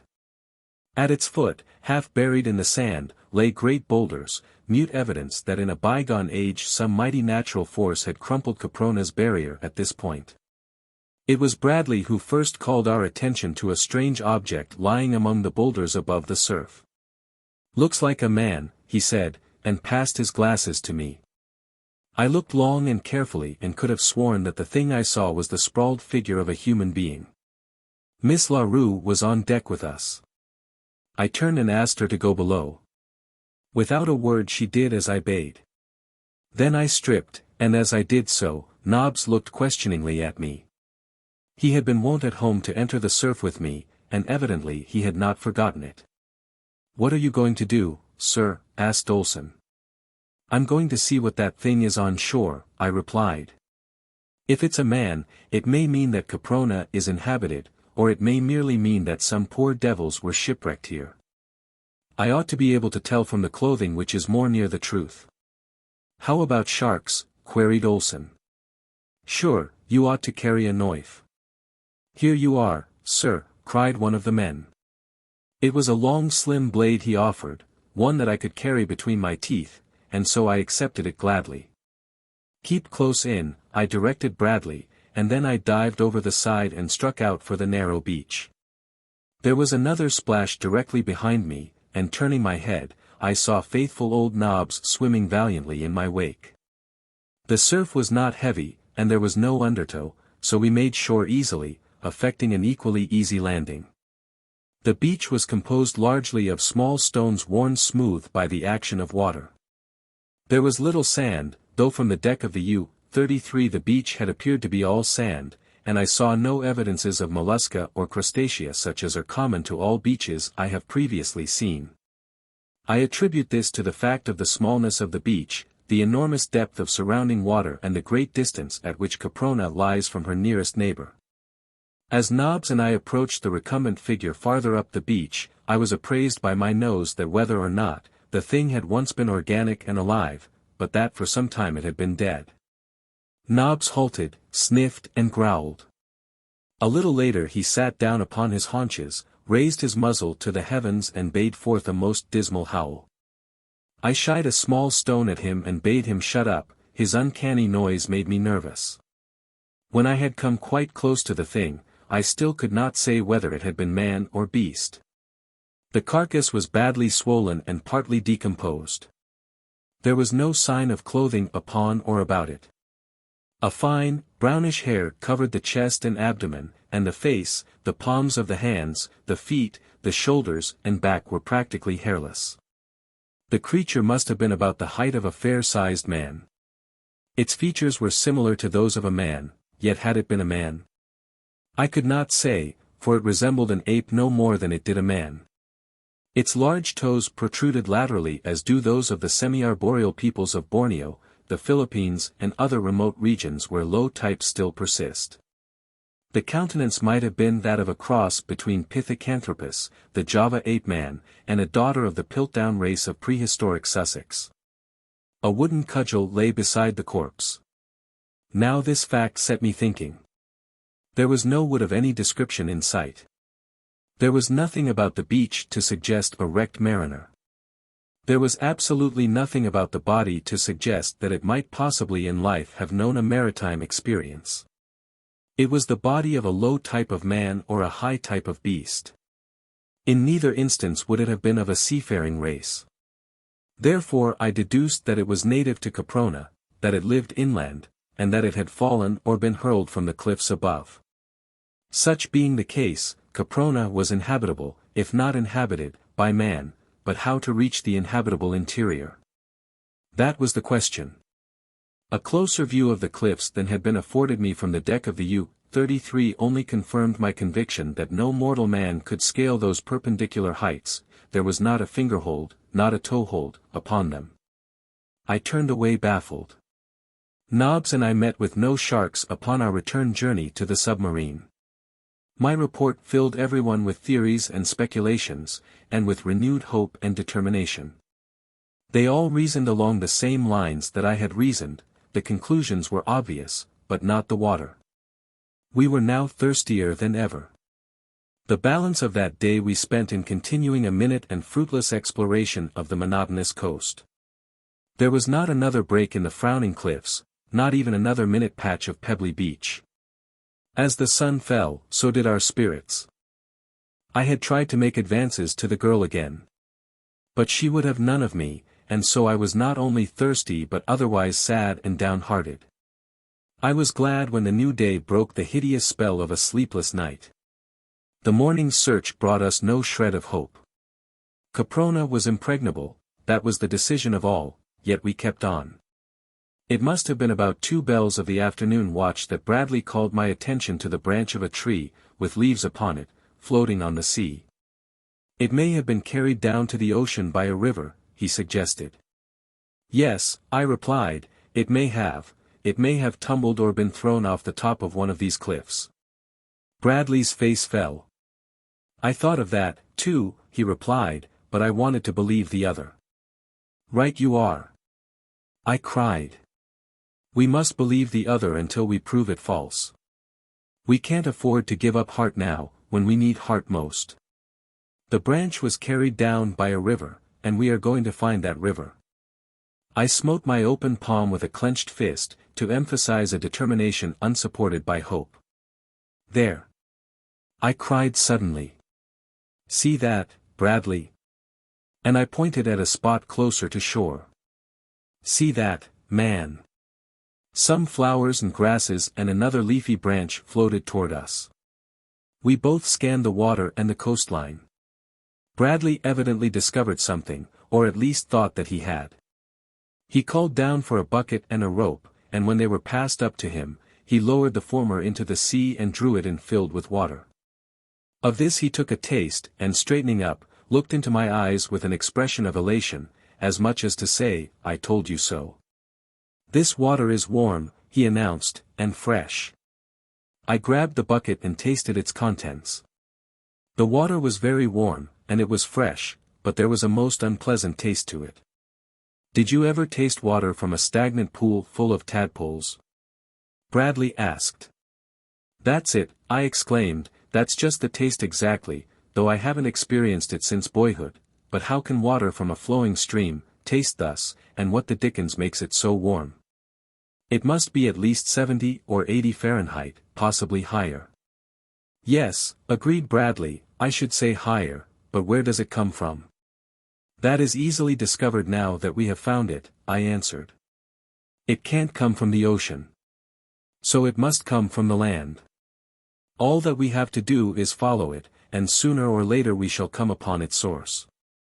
We were already rather close in.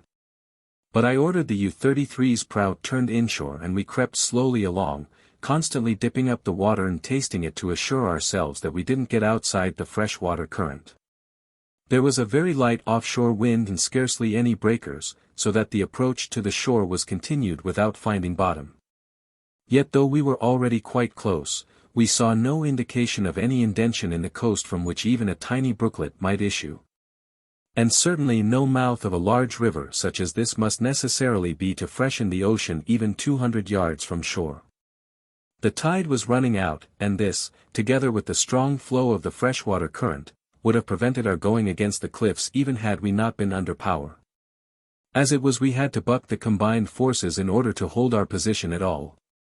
We came up to within 25 feet of the sheer wall, which loomed high above us. There was no break in its forbidding face. As we watched the face of the waters and searched the cliff's high face, Olsen suggested that the fresh water might come from a submarine geyser. This, he said, would account for its heat. But even as he spoke a bush, covered thickly with leaves and flowers, bubbled to the surface and floated off astern. Flowering shrubs don't thrive in the subterranean caverns from which geysers spring, suggested Bradley. Olsen shook his head. It beats me, he said. I've got it. I exclaimed suddenly. Look there. And I pointed at the base of the cliff ahead of us, which the receding tide was gradually exposing to our view. They all looked, and all saw what I had seen, the top of a dark opening in the rock, through which water was pouring out into the sea. It's the subterranean channel of an inland river, I cried. It flows through a land covered with vegetation, and therefore a land upon which the sun shines. No subterranean caverns produce any order of plant life even remotely resembling what we have seen disgorged by this river.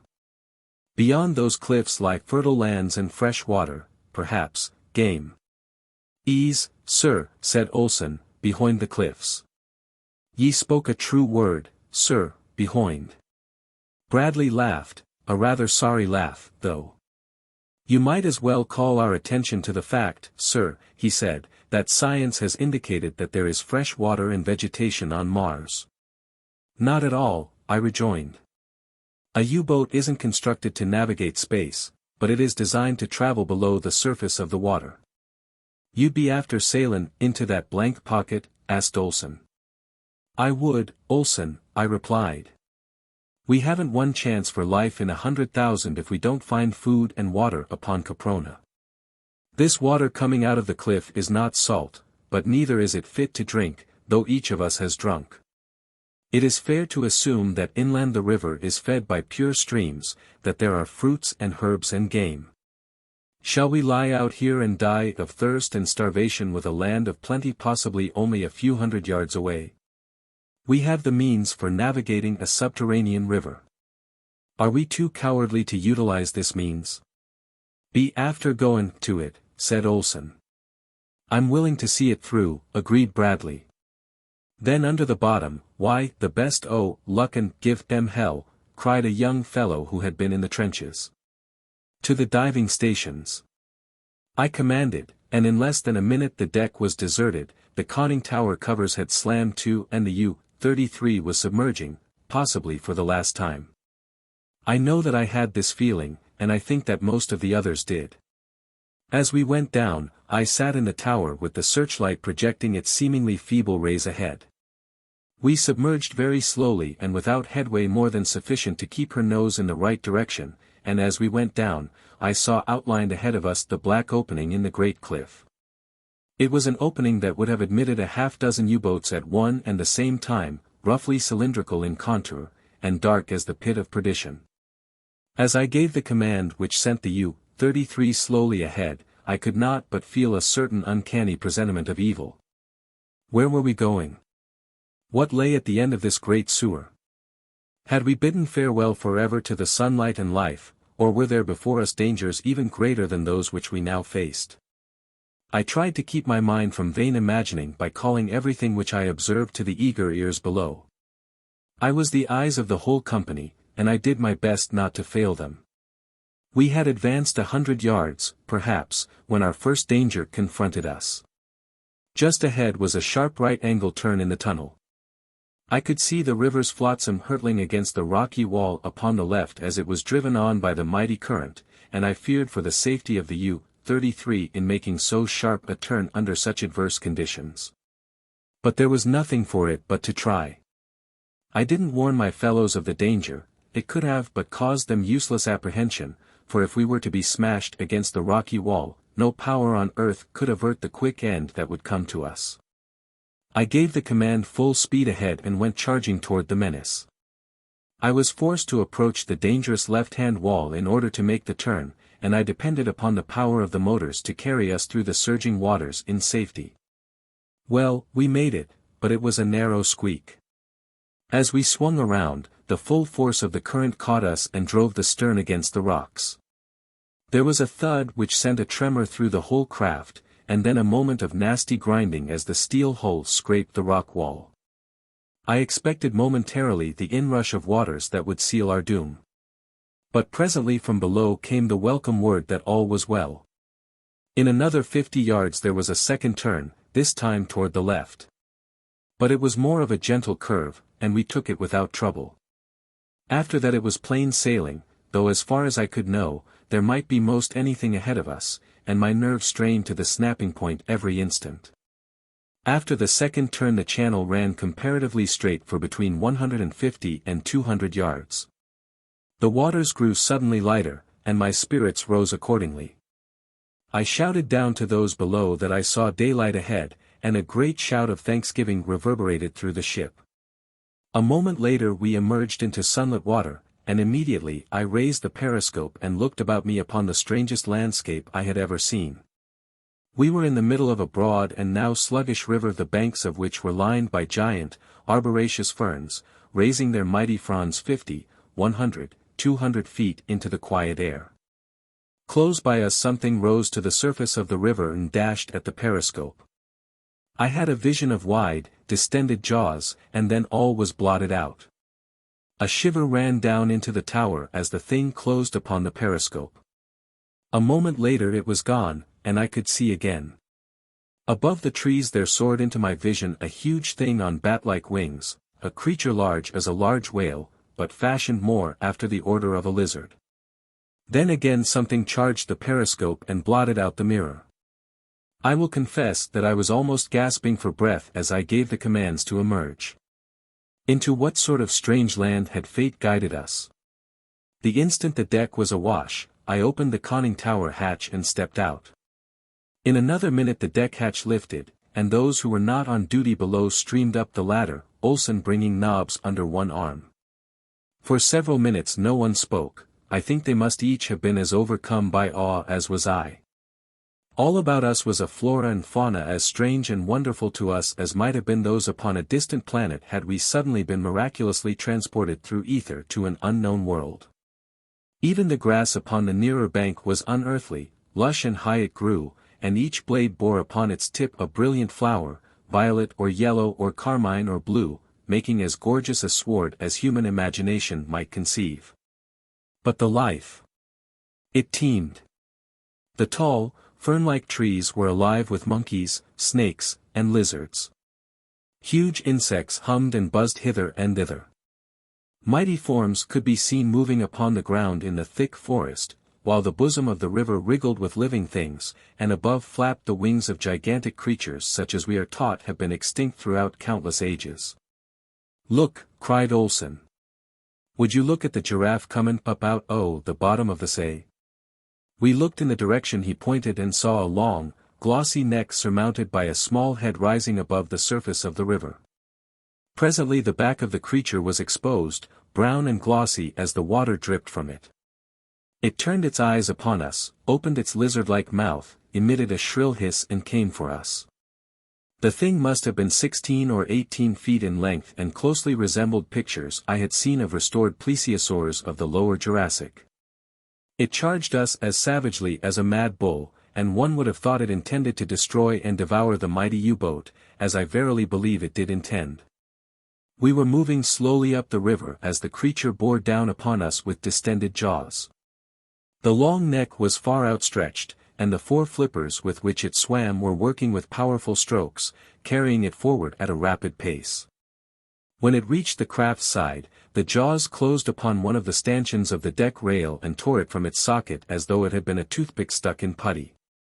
At this exhibition of titanic strength I think we all simultaneously stepped backward, and Bradley drew his revolver and fired.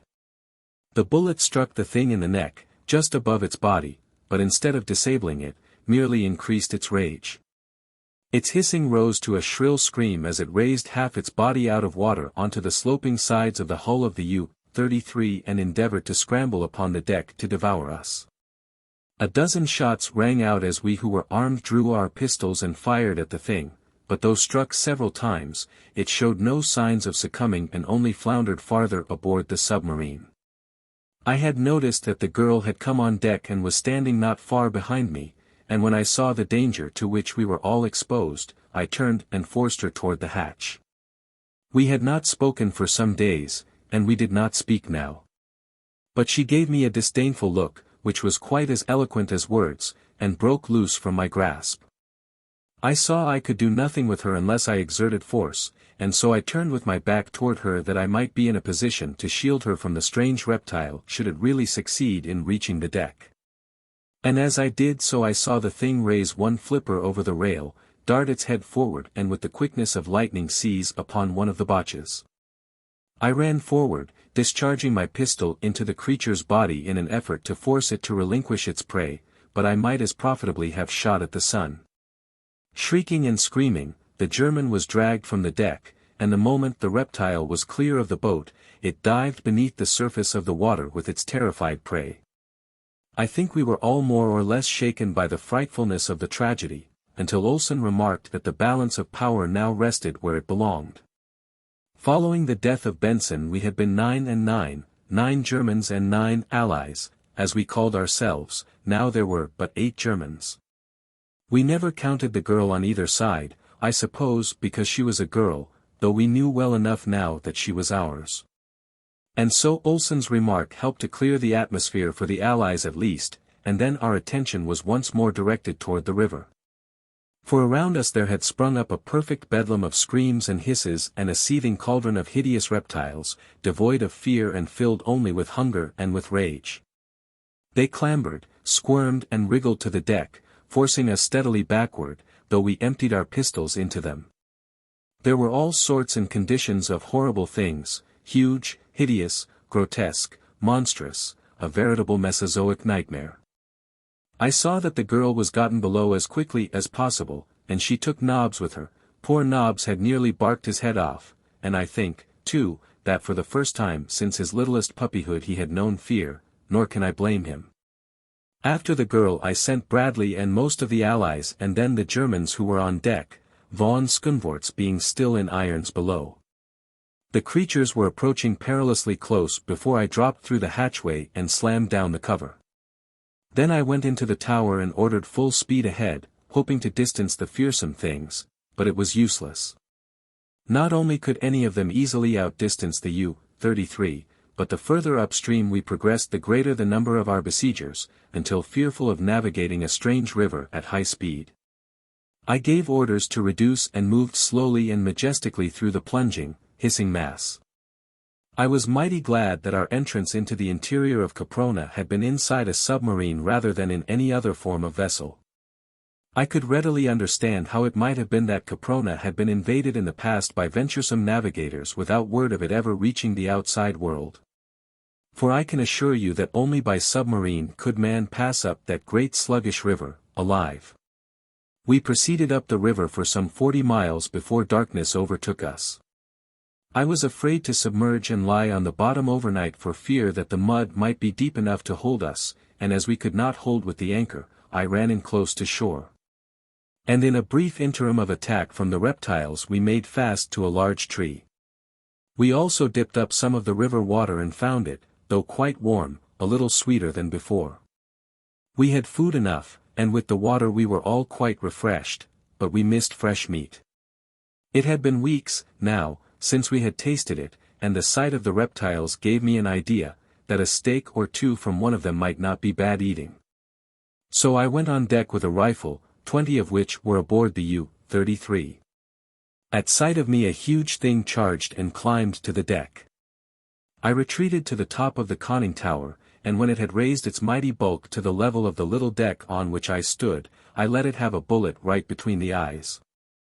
The thing stopped then and looked at me a moment as much as to say, "Why this thing has a stinger. I must be careful." And then it reached out its long neck and opened its mighty jaws and grabbed for me, but I wasn't there. I had tumbled backward into the tower, and I mighty near killed myself doing it. When I glanced up, that little head on the end of its long neck was coming straight down on top of me, and once more I tumbled into greater safety, sprawling upon the floor of the centrale.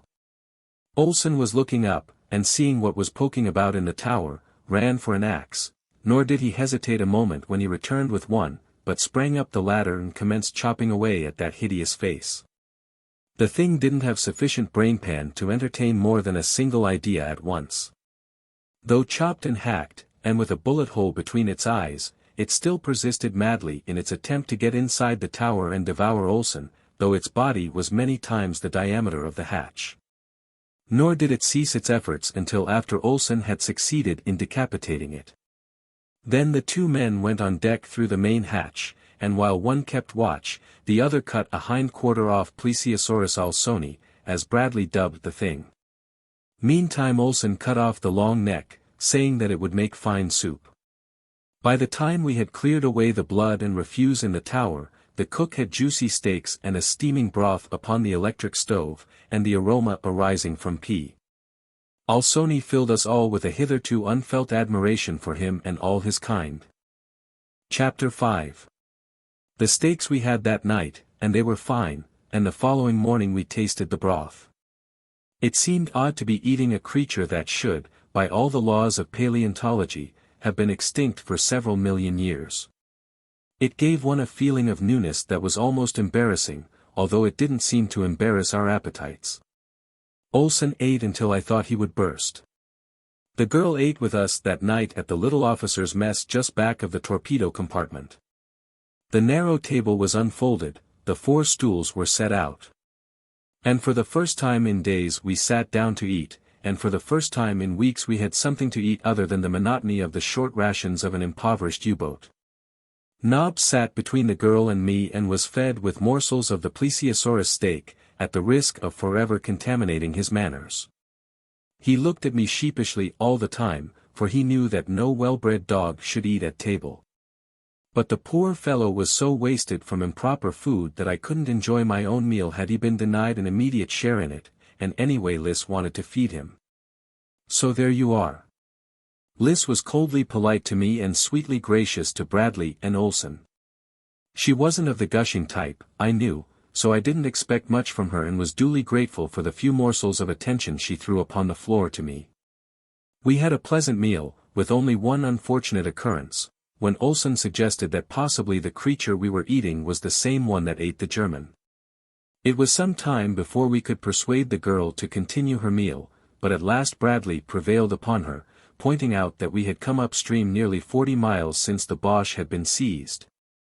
And that during that time we had seen literally thousands of these denizens of the river, indicating that the chances were very remote that this was the same plesiosaur. And anyway, he concluded, it was only a scheme of Mr. Olsen's to get all the steaks for himself. We discussed the future and ventured opinions as to what lay before us, but we could only theorize at best, for none of us knew. If the whole land was infested by these and similar horrid monsters, life would be impossible upon it.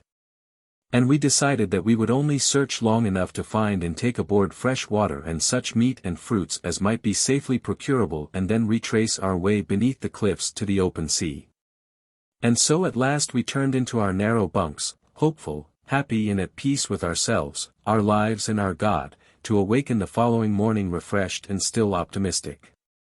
We had an easy time getting away, as we learned later, because the saurians do not commence to feed until late in the morning. From noon to midnight their curve of activity is at its height, while from dawn to about 9 o'clock it is lowest. As a matter of fact, we didn't see one of them all the time we were getting under way, though I had the cannon raised to the deck and manned against an assault. I hoped, but I was none too sure, that shells might discourage them. The trees were full of monkeys of all sizes and shades, and once we thought we saw a man-like creature watching us from the depth of the forest. Shortly after we resumed our course upstream, we saw the mouth of another and smaller river emptying into the main channel from the south, that is, upon our right, and almost immediately after we came upon a large island 5 or 6 miles in length. And at 50 miles there was a still larger river than the last coming in from the northwest, the course of the main stream having now changed to northeast by southwest. The water was quite free from reptiles, and the vegetation upon the banks of the river had altered to more open and park-like forest, with eucalyptus and acacia mingled with a scattering of tree ferns. As though 2 distinct periods of geologic time had overlapped and merged. The grass, too, was less flowering, though there were still gorgeous patches mottling the greensward, and lastly, the fauna was less multitudinous. 6 or 7 miles farther, and the river widened considerably. Before us opened an expanse of water to the farther horizon, and then we sailed out upon an inland sea so large that only a shoreline upon our side was visible to us. The waters all about us were alive with life. There were still a few reptiles. But there were fish by the thousands, by the millions. The water of the inland sea was very warm, almost hot, and the atmosphere was hot and heavy above it. It seemed strange that beyond the buttressed walls of Caprona icebergs floated and the south wind was biting, for only a gentle breeze moved across the face of these living waters, and that was damp and warm. Gradually, we commenced to divest ourselves of our clothing, retaining only sufficient for modesty, but the sun was not hot. It was more the heat of a steam room than of an oven. We coasted up the shore of the lake in a northwesterly direction, sounding all the time. We found the lake deep and the bottom rocky and steeply shelving toward the center, and once when I moved straight out from shore to take other soundings we could find no bottom whatsoever. In open spaces along the shore we caught occasional glimpses of the distant cliffs, and here they appeared only a trifle less precipitous than those which bound Caprona on the seaward side. My theory is that in a far distant era Caprona was a mighty mountain, perhaps the world's mightiest mountain, and that in some titanic eruption volcanic action blew off the entire crest. Blew thousands of feet of the mountain upward and outward and onto the surrounding continent, leaving a great crater. And then, possibly, the continent sank as ancient continents have been known to do, leaving only the summit of Caprona above the sea.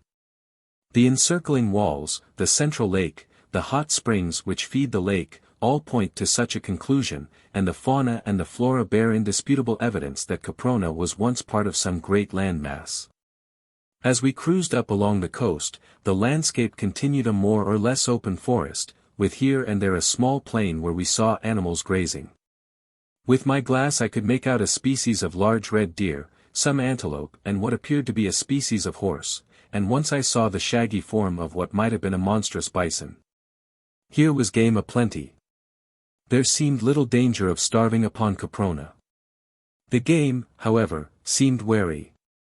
For the instant the animals discovered us, they threw up their heads and tails and went cavorting off, those farther inland following the example of the others until all were lost in the mazes of the distant forest. Only the great, shaggy ox stood his ground. With lowered head he watched us until we had passed, and then continued feeding. About 20 miles up the coast from the mouth of the river we encountered low cliffs of sandstone, broken and tortured evidence of the great upheaval which had torn Caprona asunder in the past. Intermingling upon a common level the rock formations of widely separated eras, fusing some and leaving others untouched.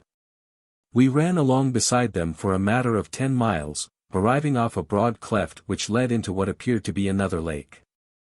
As we were in search of pure water, we did not wish to overlook any portion of the coast, and so after sounding and finding that we had ample depth, I ran the U-33 between headlands into as pretty a landlocked harbor as sailormen could care to see. With good water right up to within a few yards of the shore. As we cruised slowly along, two of the botches again saw what they believed to be a man, or man-like creature, watching us from a fringe of trees 100 yards inland. And shortly after we discovered the mouth of a small stream emptying into the bay. It was the first stream we had found since leaving the river, and I at once made preparations to test its water.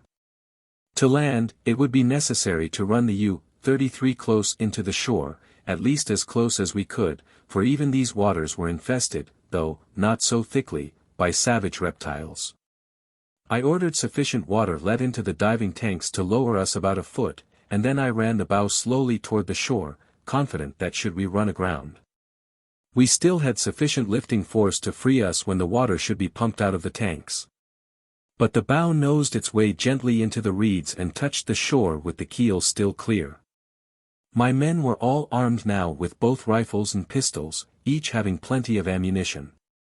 I ordered one of the Germans ashore with a line, and sent 2 of my own men to guard him, for from what little we had seen of Caprona, or Caspak as we learned later to call the interior, we realized that any instant some new and terrible danger might confront us. The line was made fast to a small tree, and at the same time I had the stern anchor dropped. As soon as the Boche and his guard were aboard again, I called all hands on deck, including von Skunvorts. And there I explained to them that the time had come for us to enter into some sort of an agreement among ourselves that would relieve us of the annoyance and embarrassment of being divided into 2 antagonistic parts, prisoners and captors. I told them that it was obvious our very existence depended upon our unity of action. That we were to all intent and purpose entering a new world as far from the seat and causes of our own world war as if millions of miles of space and eons of time separated us from our past lives and habitations. There is no reason why we should carry our racial and political hatreds into Caprona, I insisted. The Germans among us might kill all the English, or the English might kill the last German.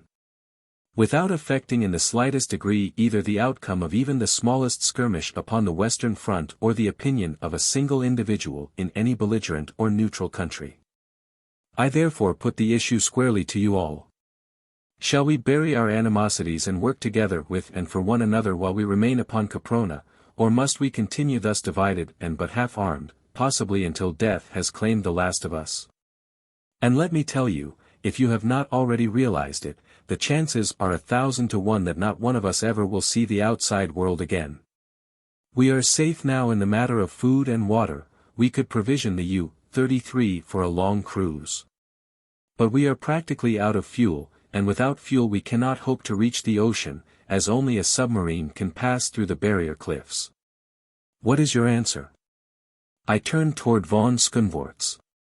He eyed me in that disagreeable way of his and demanded to know, in case they accepted my suggestion, what their status would be in event of our finding a way to escape with the U-33.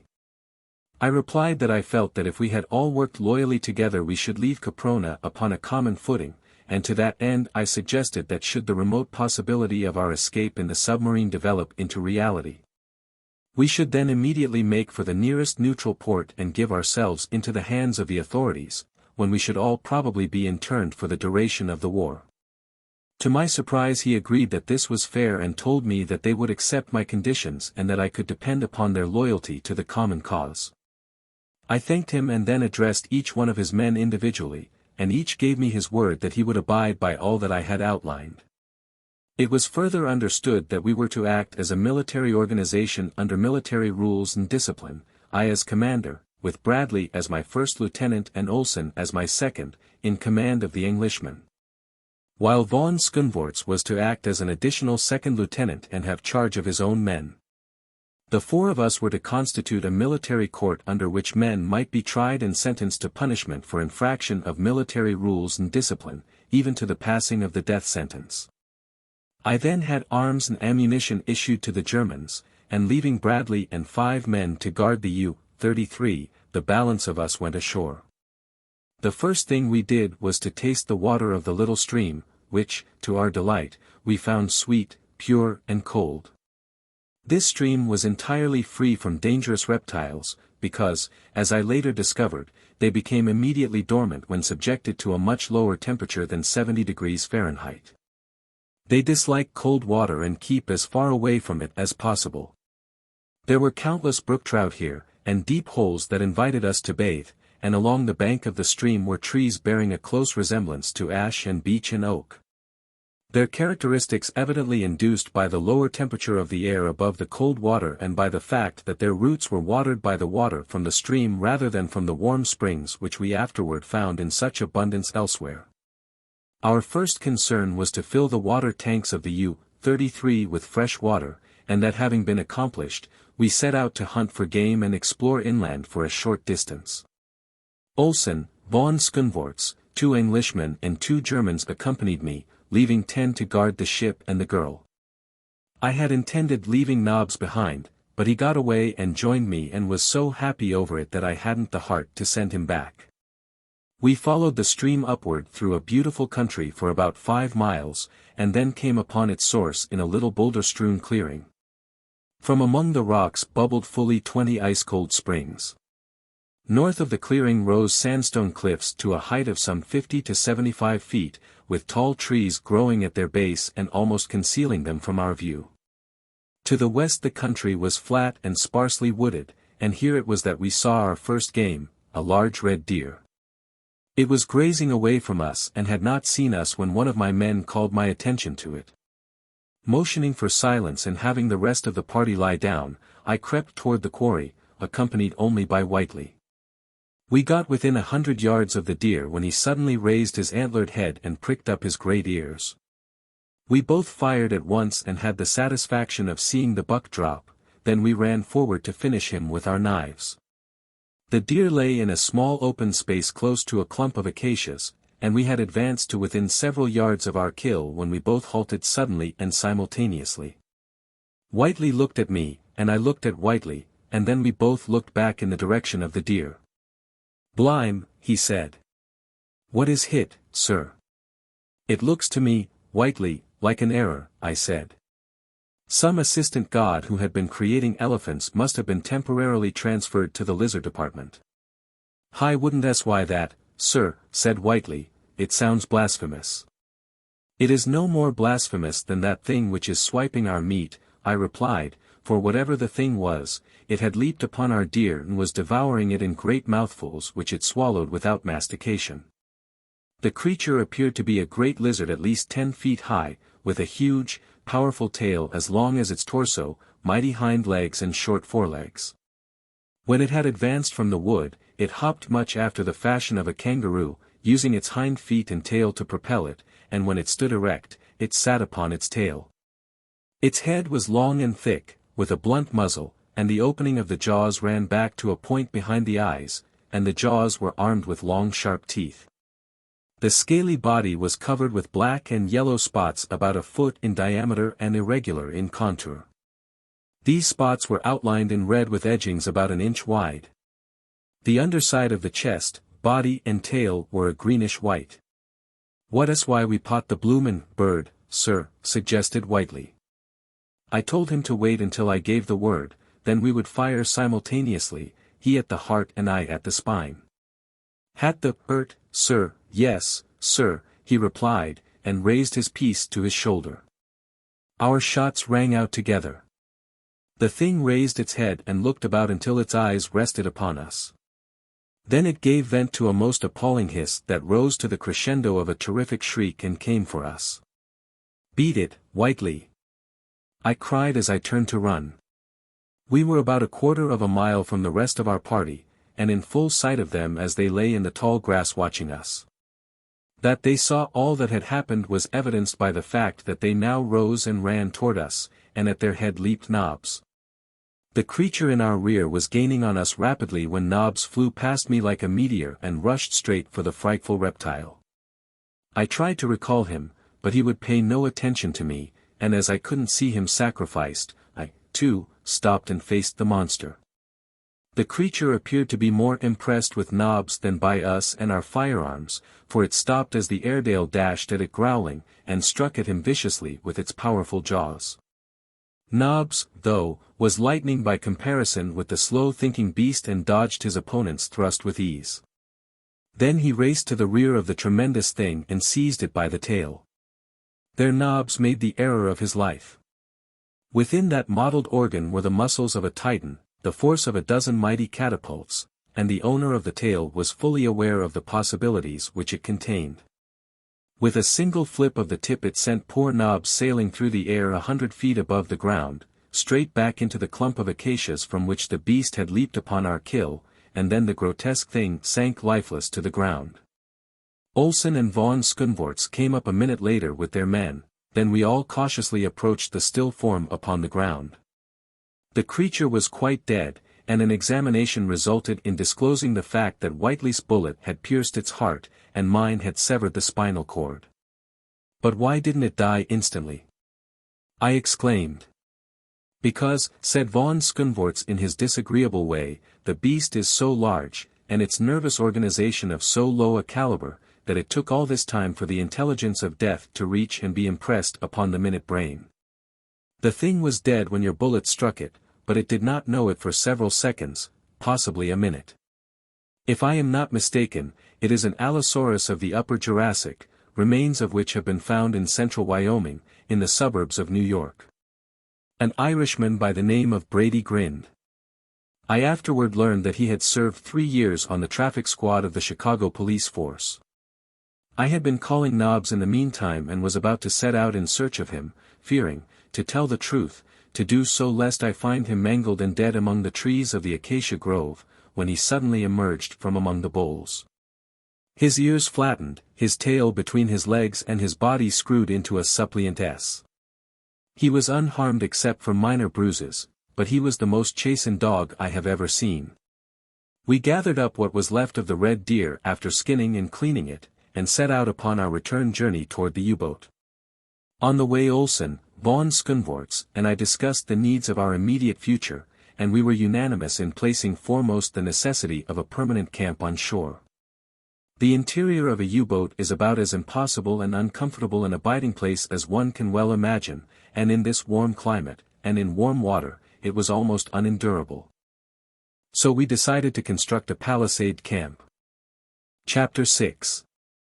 As we strolled slowly back toward the boat, planning and discussing this, we were suddenly startled by a loud and unmistakable detonation. "A shell from the U-33, exclaimed von Skundvorts. "What can be after signifyin'?" queried Olsen. "They are in trouble," I answered for all, "and it's up to us to get back to them. Drop that carcass," I directed the men carrying the meat, "and follow me." I set off at a rapid run in the direction of the harbor. We ran for the better part of a mile without hearing anything more from the direction of the harbor, and then I reduced the speed to a walk, for the exercise was telling on us who had been cooped up for so long in the confined interior of the U-33. Puffing and panting, we plodded on until within about a mile of the harbor we came upon a sight that brought us all up standing. We had been passing through a little heavier timber than was usual to this part of the country, when we suddenly emerged into an open space in the center of which was such a band as might have caused the most courageous to pause. It consisted of upward of 500 individuals representing several species closely allied to man. There were anthropoid apes and gorillas, these I had no difficulty in recognizing. But there were other forms which I had never before seen, and I was hard put to it to say whether they were ape or man. Some of them resembled the corpse we had found upon the narrow beach against Caprona's sea-wall, while others were of a still lower type, more nearly resembling the apes, and yet others were uncannily manlike, standing there erect, being less hairy and possessing better-shaped heads. There was one among the lot, evidently the leader of them, who bore a close resemblance to the so-called Neanderthal man of La Chapelle aux Saints. There was the same short, stocky trunk upon which rested an enormous head habitually bent forward into the same curvature as the back, the arms shorter than the legs, and the lower leg considerably shorter than that of modern man. The knees bent forward and never straightened. This creature and one or two others who appeared to be of a lower order than he, yet higher than that of the apes, carried heavy clubs, the others were armed only with giant muscles and fighting fangs, nature's weapons. All were males, and all were entirely naked, nor was there upon even the highest among them a sign of ornamentation. At sight of us they turned with bared fangs and low growls to confront us. I did not wish to fire among them unless it became absolutely necessary, and so I started to lead my party around them. But the instant that the Neanderthal man guessed my intention, he evidently attributed it to cowardice upon our part, and with a wild cry he leaped toward us, waving his cudgel above his head. The others followed him, and in a minute we should have been overwhelmed. I gave the order to fire, and at the first volley 6 of them went down, including the Neanderthal man. The others hesitated a moment and then broke for the trees, some running nimbly among the branches, while others lost themselves to us between the boles. Both von Skundvorts and I noticed that at least 2 of the higher, manlike types took to the trees quite as nimbly as the apes, while others that more nearly approached man in carriage and appearance sought safety upon the ground with the gorillas.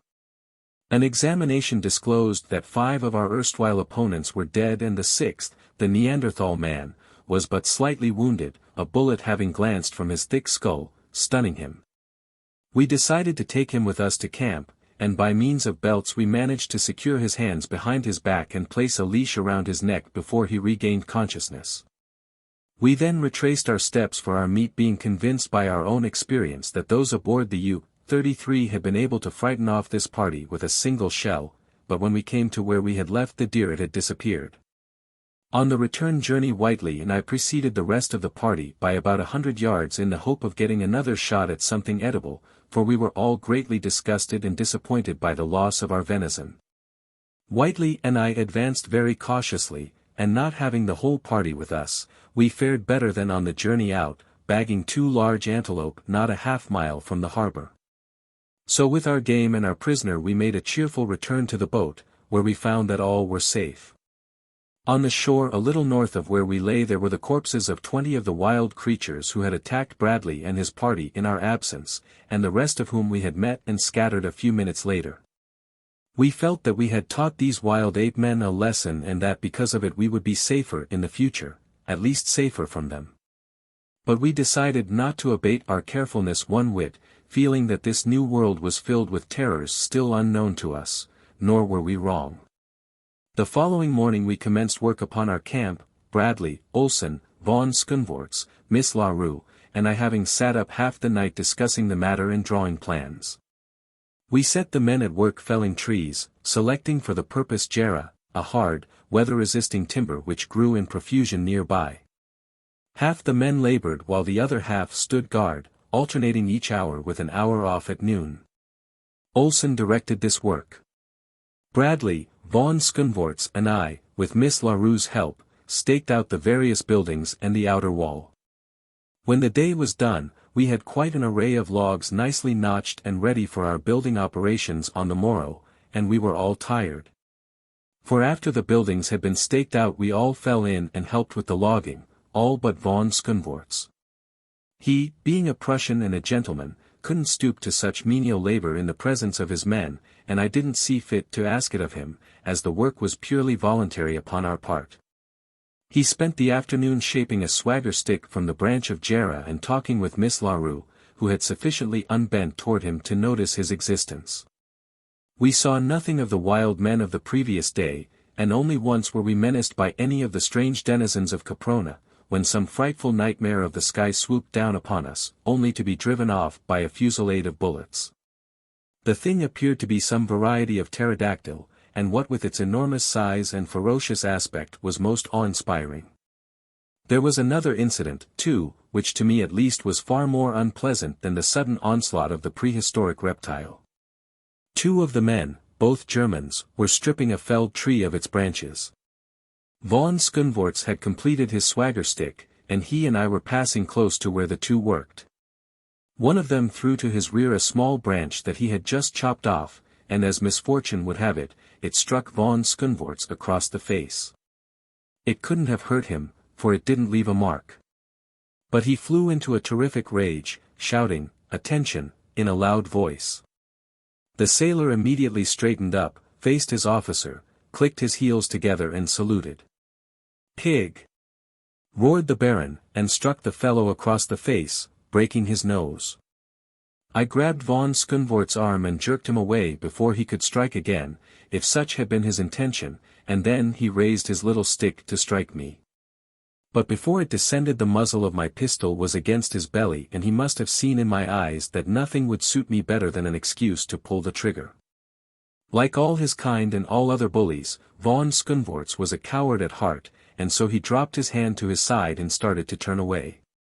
But I pulled him back, and there before his men I told him that such a thing must never again occur, that no man was to be struck or otherwise punished other than in due process of the laws that we had made and the court that we had established.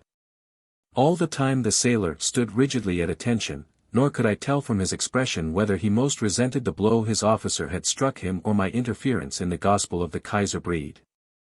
Nor did he move until I said to him, "Plesser, you may return to your quarters and dress your wound." Then he saluted and marched stiffly off toward the U-33. Just before dusk we moved out into the bay 100 yards from shore and dropped anchor, for I felt that we should be safer there than elsewhere. I also detailed men to stand watch during the night and appointed Olson officer of the watch for the entire night, telling him to bring his blankets on deck and get what rest he could. At dinner we tasted our first roast Caprona antelope, and we had a mess of greens that the cook had found growing along the stream. All during the meal von Skundvorts was silent and surly. After dinner we all went on deck and watched the unfamiliar scenes of a Capronian night, that is, all but von Skundvorts. There was less to see than to hear. From the great inland lake behind us came the hissing and the screaming of countless saurians. Above us we heard the flap of giant wings, while from the shore rose the multitudinous voices of a tropical jungle, of a warm, damp atmosphere such as must have enveloped the entire earth during the Paleozoic and Mesozoic eras. But here were intermingled the voices of later eras, the scream of the panther, the roar of the lion, the baying of wolves and a thunderous growling which we could attribute to nothing earthly but which one day we were to connect with the most fearsome of ancient creatures. One by one the others went to their rooms, until the girl and I were left alone together, for I had permitted the watch to go below for a few minutes, knowing that I would be on deck. Miss LaRue was very quiet, though she replied graciously enough to whatever I had to say that required reply. I asked her if she did not feel well. Yes, she said, but I am depressed by the awfulness of it all. I feel of so little consequence, so small and helpless in the face of all these myriad manifestations of life stripped to the bone of its savagery and brutality. I realize as never before how cheap and valueless a thing is life. Life seems a joke, a cruel, grim joke. You are a laughable incident or a terrifying one as you happen to be less powerful or more powerful than some other form of life which crosses your path. But as a rule you are of no moment whatsoever to anything but yourself. You are a comic little figure, hopping from the cradle to the grave. Yes, that is our trouble, we take ourselves too seriously, but Caprona should be a sure cure for that. She paused and laughed. You have evolved a beautiful philosophy, I said. It fills such a longing in the human breast. It is full, it is satisfying, it is ennobling. What wondrous strides toward perfection the human race might have made if the first man had evolved it and it had persisted until now as the creed of humanity. I don't like irony, she said, it indicates a small soul. What other sort of soul, then, would you expect from a comic little figure hopping from the cradle to the grave? I inquired. And what difference does it make, anyway, what you like and what you don't like? You are here for but an instant, and you mustn't take yourself too seriously. She looked up at me with a smile. I imagine that I am frightened and blue, she said, and I know that I am very, very homesick and lonely. There was almost a sob in her voice as she concluded. It was the first time that she had spoken thus to me. Involuntarily, I laid my hand upon hers where it rested on the rail. I know how difficult your position is, I said. But don't feel that you are alone. There is one here who would do anything in the world for you, I ended lamely. She did not withdraw her hand, and she looked up into my face with tears on her cheeks and I read in her eyes the thanks her lips could not voice. Then she looked away across the weird moonlit landscape and sighed. Evidently her newfound philosophy had tumbled about her ears, for she was seemingly taking herself seriously. I wanted to take her in my arms and tell her how I loved her, and had taken her hand from the rail and started to draw her toward me when Olsen came blundering up on deck with his bedding. The following morning we started building operations in earnest, and things progressed finely. The Neanderthal man was something of a care, for we had to keep him in irons all the time, and he was mighty savage when approached. But after a time he became more docile, and then we tried to discover if he had a language. Liz spent a great deal of time talking to him and trying to draw him out, but for a long while she was unsuccessful. It took us 3 weeks to build all the houses, which we constructed close by a cold spring some 2 miles from the harbor. We changed our plans a trifle when it came to building the palisade, for we found a rotted cliff nearby where we could get all the flat building stone we needed, and so we constructed a stone wall entirely around the buildings. It was in the form of a square, with bastions and towers at each corner which would permit an enfilading fire along any side of the fort, and was about 135 feet square on the outside. With walls 3 feet thick at the bottom and about 1.5 feet wide at the top, and 15 feet high. It took a long time to build that wall, and we all turned in and helped except von Skundvorts, who, by the way, had not spoken to me except in the line of official business since our encounter, a condition of armed neutrality which suited me to a.t. We have just finished it, the last touches being put on today. I quit about a week ago and commenced working on this chronicle for our strange adventures, which will account for any minor errors in chronology which may have crept in. There was so much material that I may have made some mistakes, but I think they are but minor and few. I see in reading over the last few pages that I neglected to state that Liz finally discovered that the Neanderthal man possessed a language. She has learned to speak it, and so have I, to some extent. It was he, his name he says is A.M., or A.H.M., who told us that this country is called Caspak. When we asked him how far it extended, he waved both arms about his head in an all-including gesture which took in, apparently, the entire universe. He is more tractable now, and we are going to release him, for he has assured us that he will not permit his fellows to harm us. He calls us Gallus and says that in a short time he will be a Gallu. It is not quite clear to us what he means. He says that there are many Gallus north of us, and that as soon as he becomes one he will go and live with them. Ahm went out to hunt with us yesterday and was much impressed by the ease with which our rifles brought down antelopes and deer. We have been living upon the fat of the land, Ahm having shown us the edible fruits, tubers and herbs, and twice a week we go out after fresh meat. A certain proportion of this we dry and store away, for we do not know what may come. Our drying process is really smoking. We have also dried a large quantity of 2 varieties of cereal which grow wild a few miles south of us.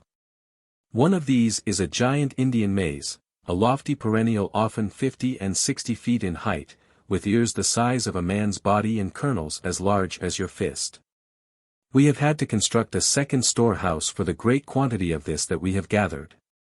September 3, 1916, 3 months ago today the torpedo from the U-33 started me from the peaceful deck of the American liner upon the strange voyage which has ended here in Caspak. We have settled down to an acceptance of our fate, for all are convinced that none of us will ever see the outer world again. Ahm's repeated assertions that there are human beings like ourselves in Caspak have roused the men to a keen desire for exploration. I sent out one party last week under Bradley.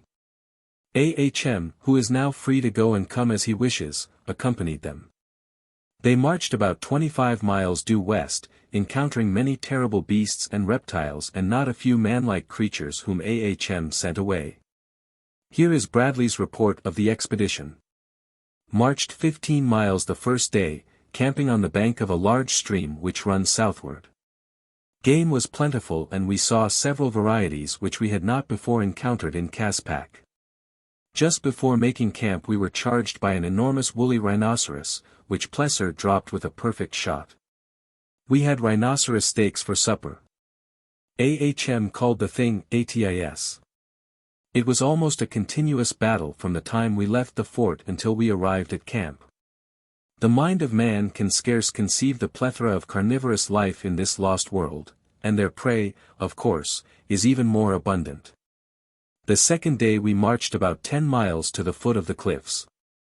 Passed through dense forests close to the base of the cliffs. Saw man-like creatures and a low order of ape in one band, and some of the men swore that there was a white man among them. They were inclined to attack us at first, but a volley from our rifles caused them to change their minds. We scaled the cliffs as far as we could, but near the top they are absolutely perpendicular without any sufficient cleft or protuberance to give hand or foothold. All were disappointed, for we hungered for a view of the ocean and the outside world. We even had a hope that we might see and attract the attention of a passing ship. Our exploration has determined one thing which will probably be of little value to us and never heard of beyond Caprona's walls: this crater was once entirely filled with water. Indisputable evidence of this is on the face of the cliffs. Our return journey occupied 2 days and was as filled with adventure as usual. We are all becoming accustomed to adventure. It is beginning to pall on us. We suffered no casualties and there was no illness. I had to smile as I read Bradley's report. In those 4 days he had doubtless passed through more adventures than an African big-game hunter experiences in a lifetime, and yet he covered it all in a few lines. Yes, we are becoming accustomed to adventure. Not a day passes that one or more of us does not face death at least once. Ahm taught us a few things that have proved profitable and saved us much ammunition, which it is useless to expend except for food or in the last recourse of self-preservation. Now when we are attacked by large flying reptiles we run beneath spreading trees. When land carnivora threaten us, we climb into trees, and we have learned not to fire at any of the dinosaurs unless we can keep out of their reach for at least 2 minutes after hitting them in the brain or spine. Or 5 minutes after puncturing their hearts, it takes them so long to die. To hit them elsewhere is worse than useless, for they do not seem to notice it, and we had discovered that such shots do not kill or even disable them. September 7, 1916, much has happened since I last wrote. Bradley is away again on another exploration expedition to the cliffs. He expects to be gone several weeks and to follow along their base in search of a point where they may be scaled. He took Sinclair, Brady, James, and Tippett with him. AHM has disappeared. He has been gone about 3 days. But the most startling thing I have on record is that von Skunvorts and Olsen while out hunting the other day discovered oil about 15 miles north of us beyond the sandstone cliffs. Olsen says there is a geyser of oil there, and von Skunvorts is making preparations to refine it. If he succeeds, we shall have the means for leaving Caspak and returning to our own world. I can scarce believe the truth of it. We are all elated to the seventh heaven of bliss. Pray God we shall not be disappointed. I have tried on several occasions to broach the subject of my love to Liz, but she will not listen. Chapter 7. October 8, 1916, this is the last entry I shall make upon my manuscript. When this is done, I shall be through. Though I may pray that it reaches the haunts of civilized man, my better judgment tells me that it will never be perused by other eyes than mine, and that even though it should, it would be too late to avail me. I am alone upon the summit of the great cliff overlooking the broad Pacific. A chill south wind bites at my marrow, while far below me I can see the tropic foliage of Caspak on the one hand and huge icebergs from the near Antarctic upon the other. Presently I shall stuff my folded manuscript into the thermos bottle I have carried with me for the purpose since I left the fort, Fort Dinosaur we named it, and hurl it far outward over the cliff top into the Pacific. What current washes the shore of Caprona I know not, whither my bottle will be borne I cannot even guess. But I have done all that mortal man may do to notify the world of my whereabouts and the dangers that threaten those of us who remain alive in Caspak, if there be any other than myself. About the 8th of September I accompanied Olsen and von Skunvorts to the oil geyser.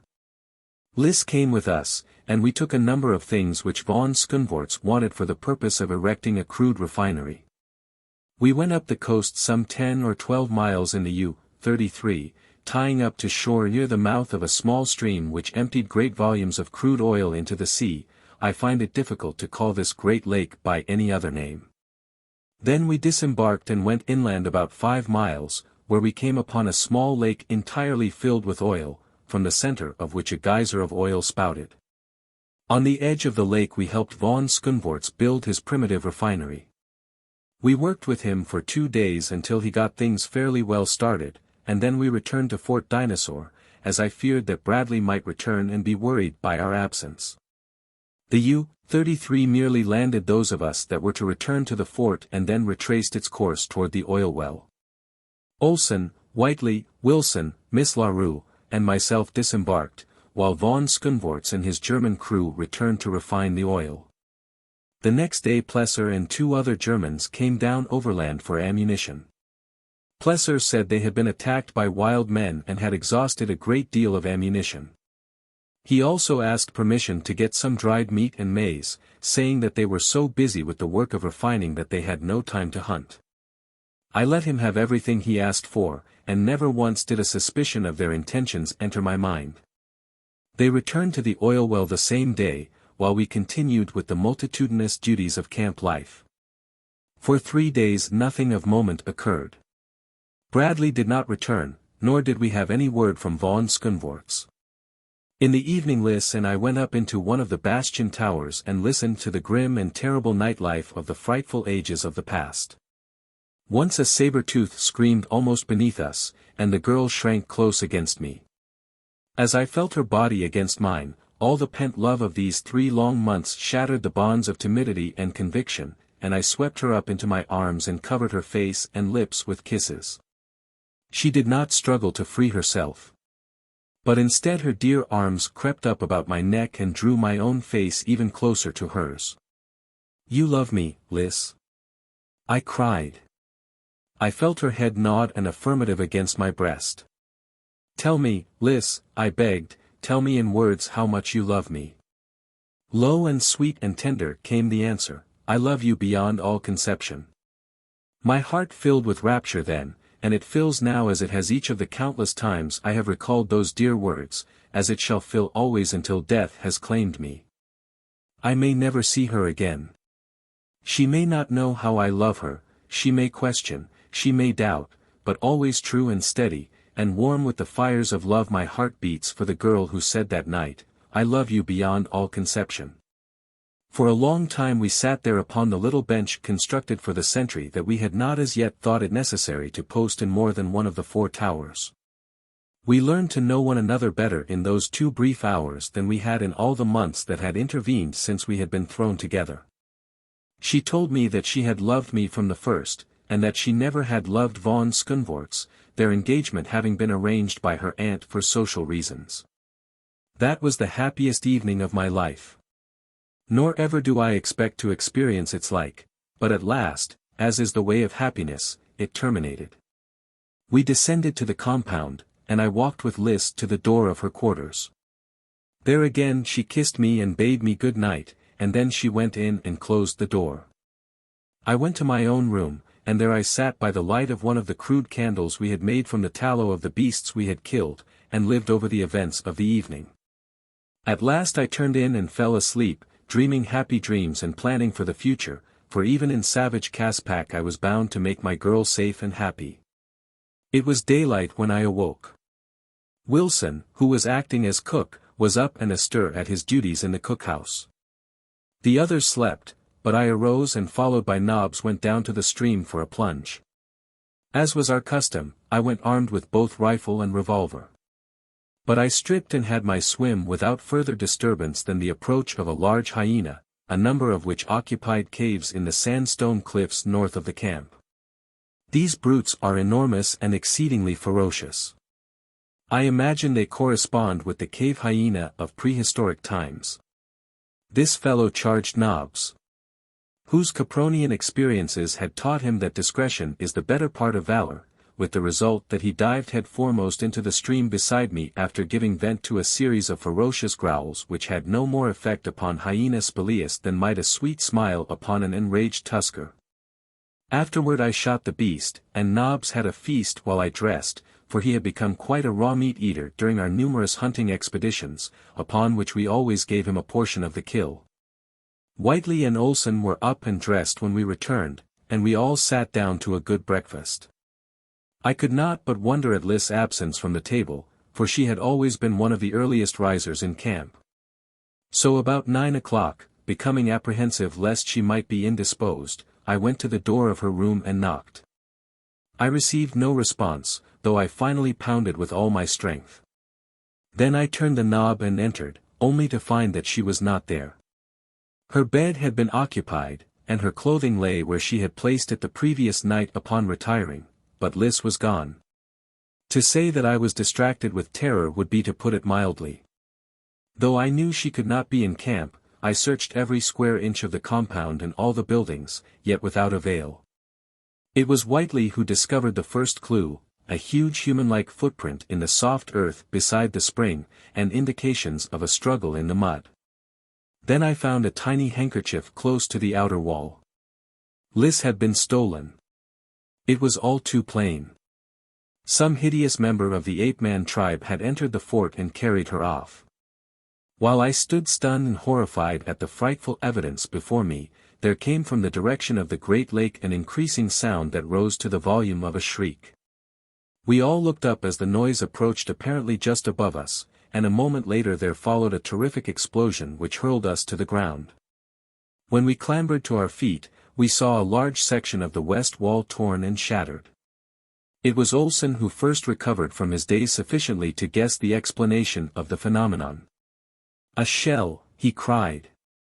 "And there ain't no shells in Caspak besides what's on the U-33. The dirty botches are shellin' the fort. Come on." And he grasped his rifle and started on a run toward the lake. It was over 2 miles, but we did not pause until the harbor was in view, and still we could not see the lake because of the sandstone cliffs which intervened.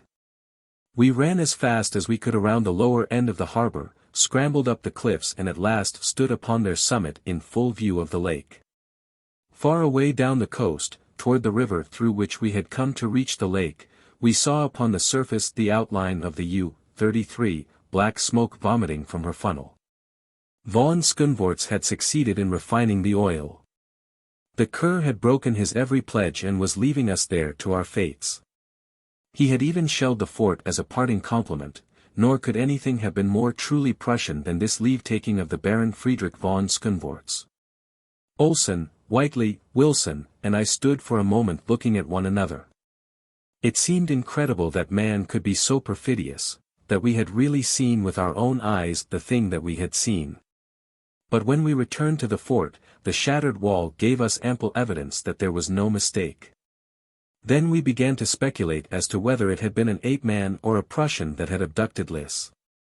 From what we knew of von Skundvorts, we would not have been surprised at anything from him, but the footprints by the spring seemed indisputable evidence that one of Caprona's undeveloped men had borne off the girl I loved.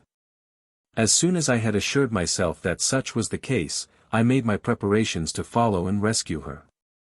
Olsen, Whiteley, and Wilson each wished to accompany me. But I told them that they were needed here, since with Bradley's party still absent and the Germans gone it was necessary that we conserve our force as far as might be possible. Chapter 8. It was a sad leave-taking as in silence I shook hands with each of the 3 remaining men. Even poor Nobbs appeared dejected as we quit the compound and set out upon the well-marked spoor of the abductor. Not once did I turn my eyes backward toward Fort Dinosaur. I have not looked upon it since, nor in all likelihood shall I ever look upon it again. The trail led northwest until it reached the western end of the sandstone cliffs to the north of the fort. There it ran into a well-defined path which wound northward into a country we had not as yet explored. It was a beautiful, gently rolling country, broken by occasional outcroppings of sandstone and by patches of dense forest relieved by open, park-like stretches and broad meadows whereon grazed countless herbivorous animals, red deer, aurochs. An infinite variety of antelope and at least 3 distinct species of horse, the latter ranging in size from a creature about as large as Nobbs to a magnificent animal 14 to 16 hands high. These creatures fed together in perfect amity, nor did they show any great indications of terror when Nobbs and I approached. They moved out of our way and kept their eyes upon us until we had passed, then they resumed their feeding. The path led straight across the clearing into another forest, lying upon the verge of which I saw a bit of white. It appeared to stand out in marked contrast and incongruity to all its surroundings, and when I stopped to examine it, I found that it was a small strip of muslin, part of the hem of a garment. At once I was all excitement, for I knew that it was a sign left by Lys that she had been carried this way. It was a tiny bit torn from the hem of the undergarment that she wore in lieu of the nightrobe she had lost with the sinking of the liner. Crushing the bit of fabric to my lips, I pressed on even more rapidly than before, because I now knew that I was upon the right trail and that up to this point at least, Lys still had lived. I made over 20 miles that day, for I was now hardened to fatigue and accustomed to long hikes, having spent considerable time hunting and exploring in the immediate vicinity of camp. A dozen times that day was my life threatened by fearsome creatures of the earth or sky, though I could not but note that the farther north I traveled, the fewer were the great dinosaurs, though they still persisted in lesser numbers. On the other hand, the quantity of ruminants and the variety and frequency of carnivorous animals increased. Each square mile of Caspak harbored its terrors. At intervals along the way I found bits of muslin, and often they reassured me when otherwise I should have been doubtful of the trail to take where 2 crossed or where there were forks, as occurred at several points. And so, as night was drawing on, I came to the southern end of a line of cliffs loftier than any I had seen before, and as I approached them, there was wafted to my nostrils the pungent aroma of wood smoke. What could it mean? There could, to my mind, be but a single solution: man abided close by, a higher order of man than we had as yet seen, other than Ahm, the Neanderthal man. I wondered again as I had so many times that day if it had not been Ahm who stole Lys. Cautiously I approached the flank of the cliffs, where they terminated in an abrupt escarpment as though some all-powerful hand had broken off a great section of rock and set it upon the surface of the earth. It was now quite dark, and as I crept around the edge of the cliff, I saw at a little distance a great fire around which were many figures, apparently human figures. Cautioning Nobbs to silence, and he had learned many lessons in the value of obedience since we had entered Caspak, I slunk forward, taking advantage of whatever cover I could find. Until from behind a bush I could distinctly see the creatures assembled by the fire. They were human and yet not human.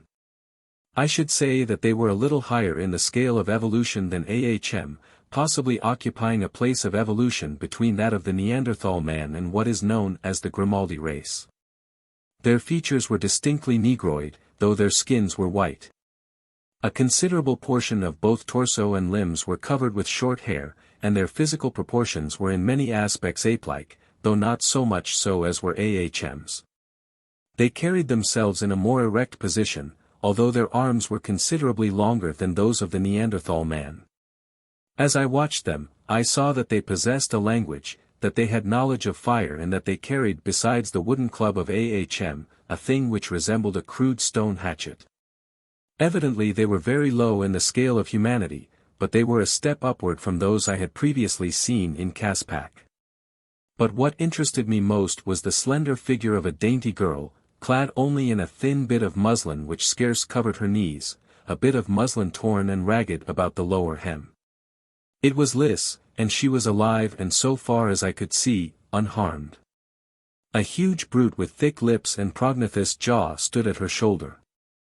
He was talking loudly and gesticulating wildly. I was close enough to hear his words, which were similar to the language of AHM, though much fuller, for there were many words I could not understand.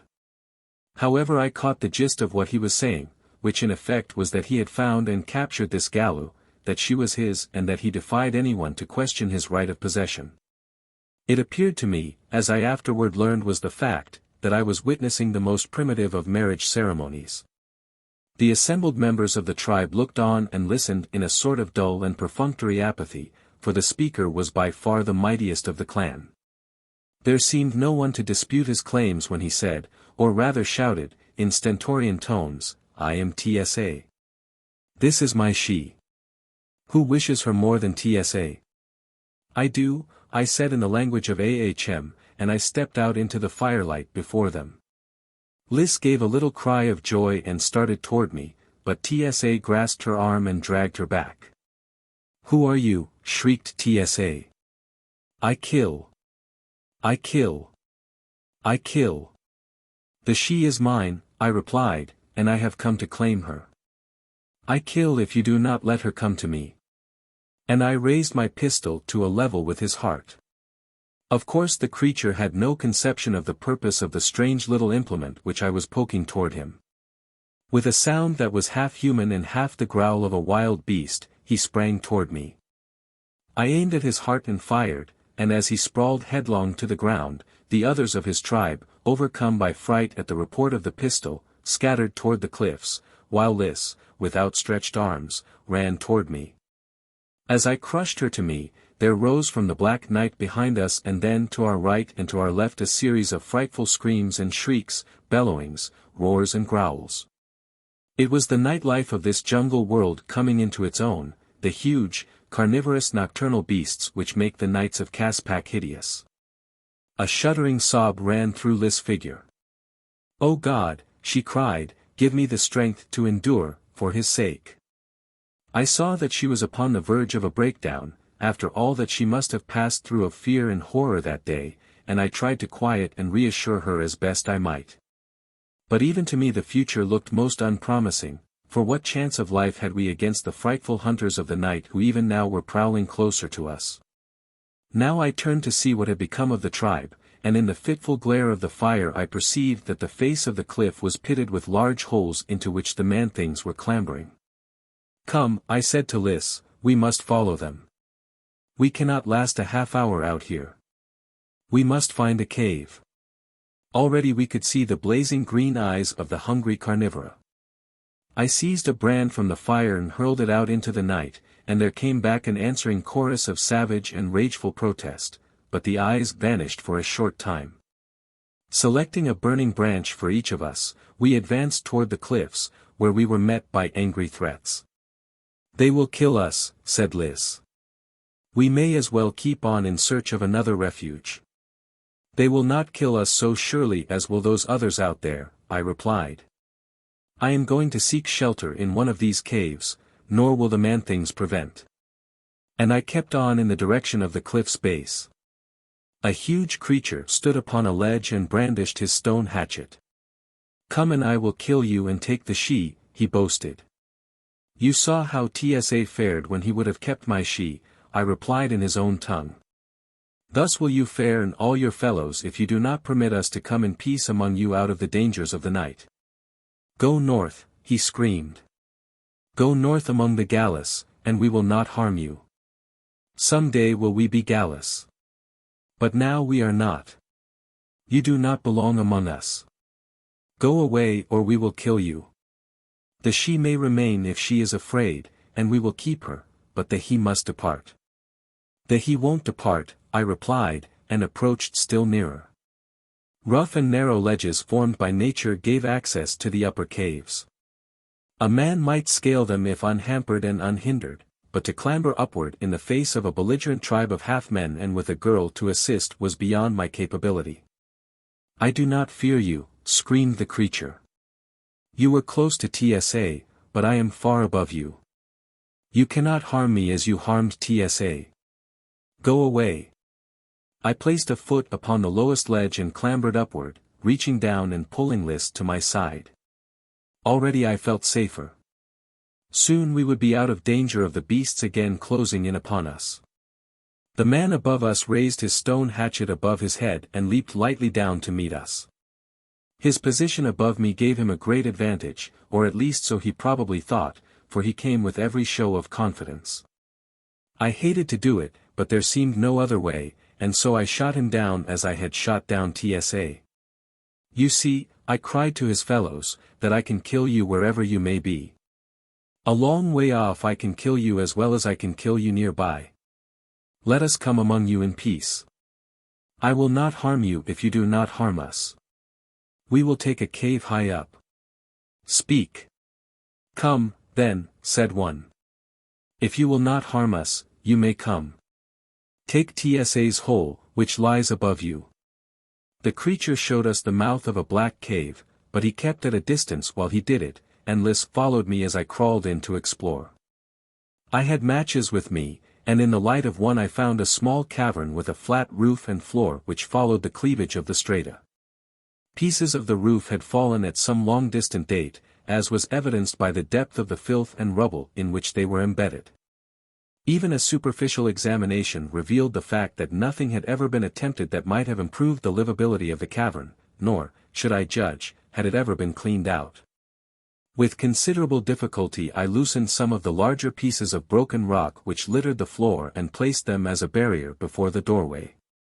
It was too dark to do more than this. I then gave Liz a piece of dried meat, and sitting inside the entrance, we dined as must have some of our ancient forebears at the dawning of the age of man, while far below the open diapason of the savage night rose weird and horrifying to our ears. In the light of the great fire still burning we could see huge, skulking forms, and in the blacker background countless flaming eyes. Liz shuddered, and I put my arm around her and drew her to me, and thus we sat throughout the hot night. She told me of her abduction and of the fright she had undergone, and together we thanked God that she had come through unharmed, because the great brute had dared not pause along the danger-infested way. She said that they had but just reached the cliffs when I arrived, for on several occasions her captor had been forced to take to the trees with her to escape the clutches of some hungry cave lion or saber-toothed tiger. And that twice they had been obliged to remain for considerable periods before the beasts had retired. Nobbs, by dint of much scrambling and one or two narrow escapes from death, had managed to follow us up the cliff and was now curled between me and the doorway, having devoured a piece of the dried meat, which he seemed to relish immensely. He was the first to fall asleep, but I imagine we must have followed suit soon, for we were both tired. I had laid aside my ammunition belt and rifle, though both were close beside me, but my pistol I kept in my lap beneath my hand. However, we were not disturbed during the night, and when I awoke, the sun was shining on the treetops in the distance. Liz's head had drooped to my breast, and my arm was still about her. Shortly afterward Liz awoke, and for a moment she could not seem to comprehend her situation. She looked at me and then turned and glanced at my arm about her, and then she seemed quite suddenly to realize the scantiness of her apparel and drew away, covering her face with her palms and blushing furiously. I drew her back toward me and kissed her, and then she threw her arms about my neck and wept softly in mute surrender to the inevitable. It was an hour later before the tribe began to stir about. We watched them from our apartment, as Liz called it.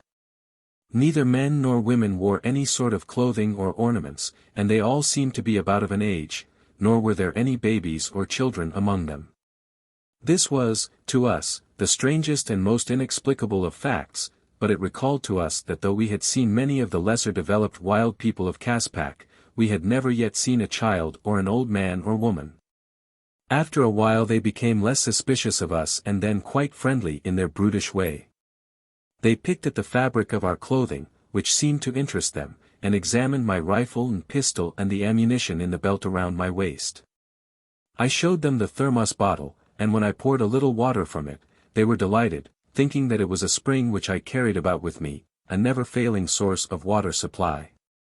One thing we both noticed among their other characteristics: they never laughed nor smiled, and then we remembered that AHM had never done so, either.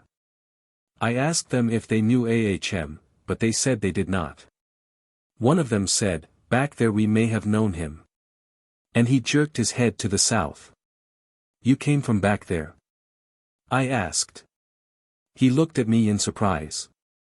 "We all come from there," he said. "After a while we go there." And this time he jerked his head toward the north. "Be gallus," he concluded. Many times now had we heard this reference to becoming gallus.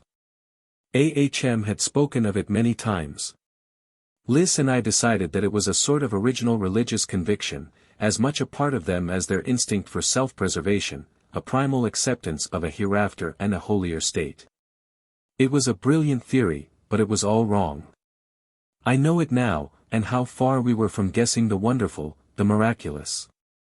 The gigantic truth which even yet I may only guess at, the thing that sets Caspak apart from all the rest of the world far more definitely than her isolated geographical position or her impregnable barrier of giant cliffs. If I could live to return to civilization, I should have meat for the clergy and the laymen to chew upon for years, and for the evolutionists, too. After breakfast the men set out to hunt, while the women went to a large pool of warm water covered with a green scum and filled with billions of tadpoles. They waded into where the water was about a foot deep and lay down in the mud. They remained there from 1 to 2 hours and then returned to the cliff. While we were with them, we saw this same thing repeated every morning, but though we asked them why they did it we could get no reply which was intelligible to us. All they vouchsafed in way of explanation was the single word "Ada." They tried to get Liz to go in with them and could not understand why she refused. After the first day I went hunting with the men, leaving my pistol and knobs with Liz, but she never had to use them, for no reptile or beast ever approached the pool while the women were there, nor, so far as we know, at other times. There was no spoor of wild beast in the soft mud along the banks, and the water certainly didn't look fit to drink. This tribe lived largely upon the smaller animals which they bowled over with their stone hatchets after making a wide circle about their quarry and driving it so that it had to pass close to one of their number. The little horses and the smaller antelope they secured in sufficient numbers to support life, and they also ate numerous varieties of fruits and vegetables. They never brought in more than sufficient food for their immediate needs, but why bother? The food problem of Caspak is not one to cause worry to her inhabitants. The fourth day Liz told me that she thought she felt equal to attempting the return journey on the morrow, and so I set out for the hunt in high spirits. For I was anxious to return to the fort and learn if Bradley and his party had returned and what had been the result of his expedition. I also wanted to relieve their minds as to Liz and myself, as I knew that they must have already given us up for dead. It was a cloudy day, though warm, as it always is in Caspak. It seemed odd to realize that just a few miles away winter lay upon the storm-tossed ocean, and that snow might be falling all about Caprona, but no snow could ever penetrate the damp, hot atmosphere of the great crater.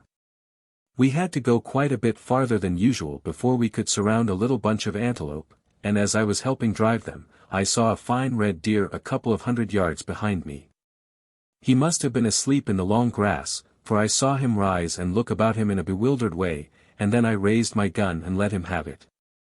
He dropped, and I ran forward to finish him with the long thin knife, which one of the men had given me, but just as I reached him, he staggered to his feet and ran on for another 200 yards, when I dropped him again. Once more was this repeated before I was able to reach him and cut his throat. Then I looked around for my companions, as I wanted them to come and carry the meat home, but I could see nothing of them.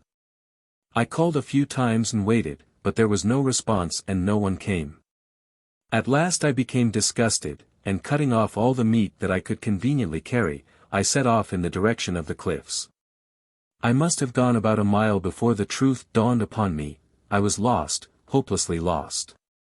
The entire sky was still completely blotted out by dense clouds, nor was there any landmark visible by which I might have taken my bearings.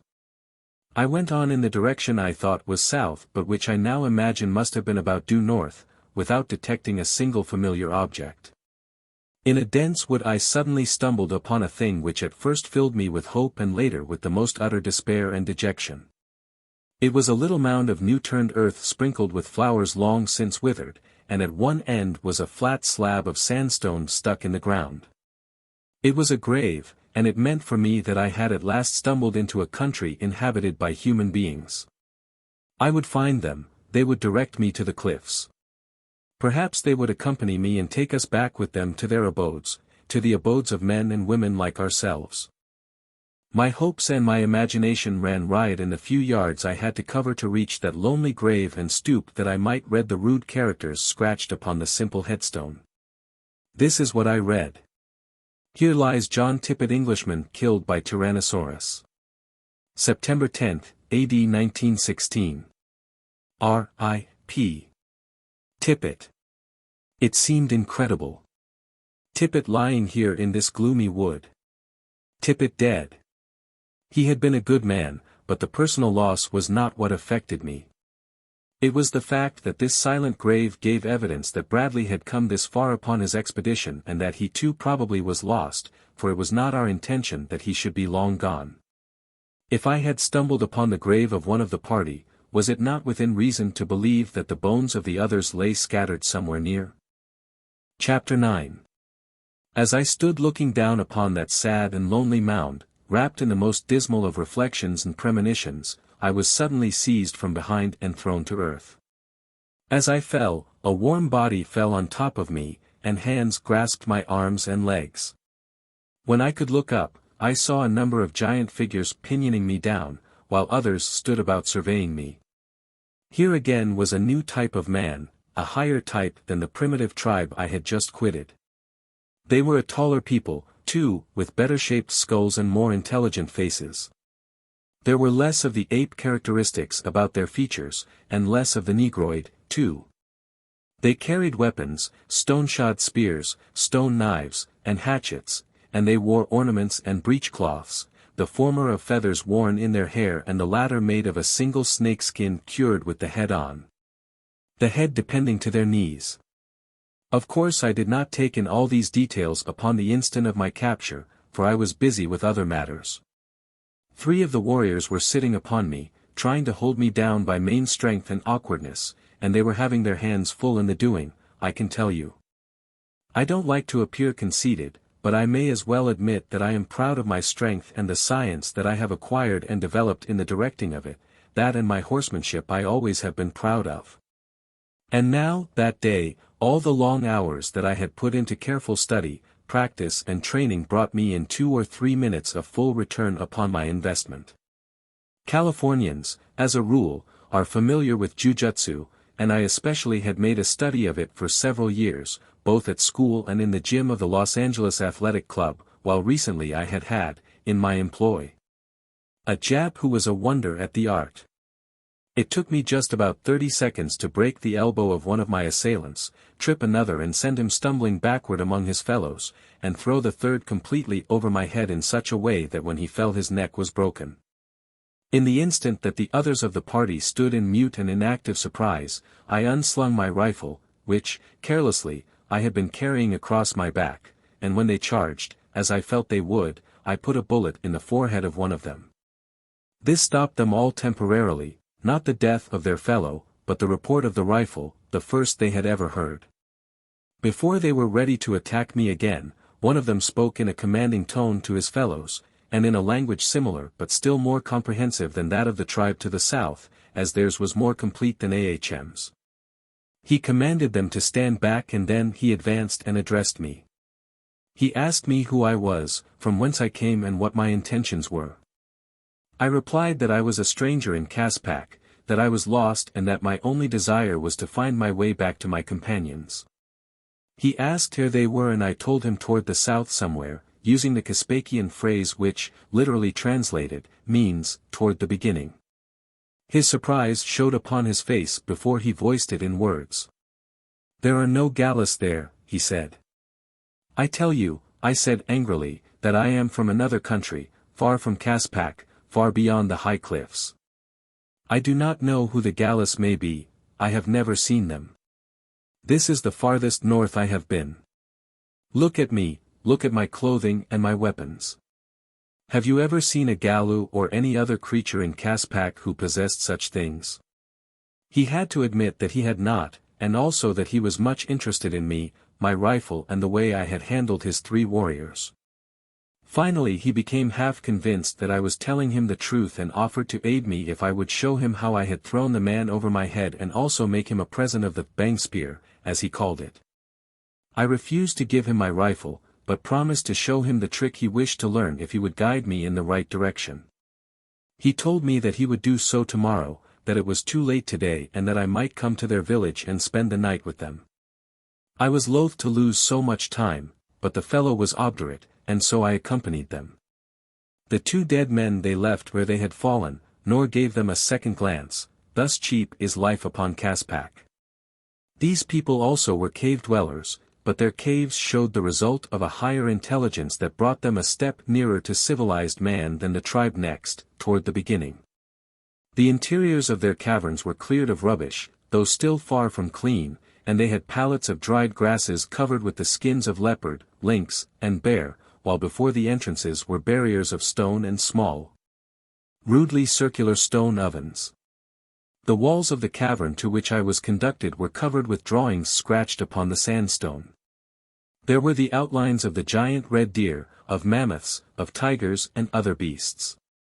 Here, as in the last tribe, there were no children or any old people.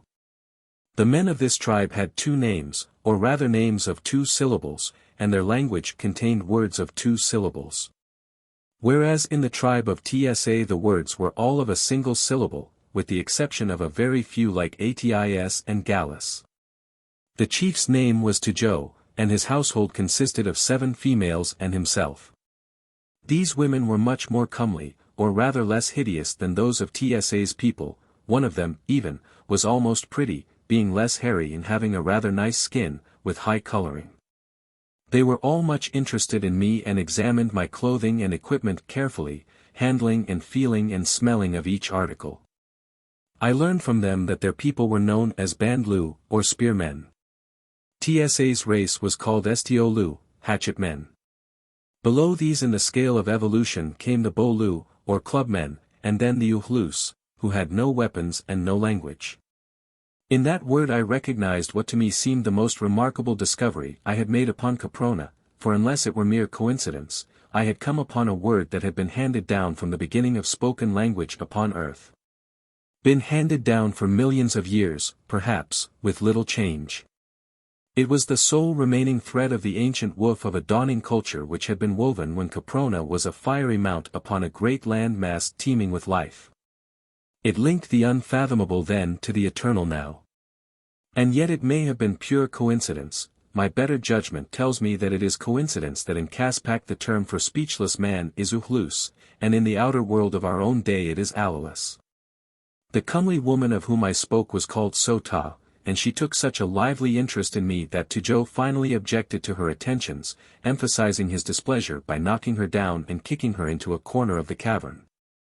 I leaped between them while he was still kicking her, and obtaining a quick hold upon him, dragged him screaming with pain from the cave. Then I made him promise not to hurt the she again, upon pain of worse punishment. Sota gave me a grateful look, but Tujo and the balance of his women were sullen and ominous.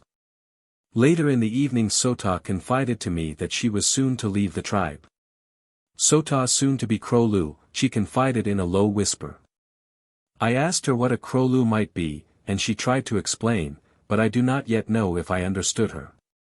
From her gestures I deduced that the Krolus were a people who were armed with bows and arrows, had vessels in which to cook their food and huts of some sort in which they lived, and were accompanied by animals.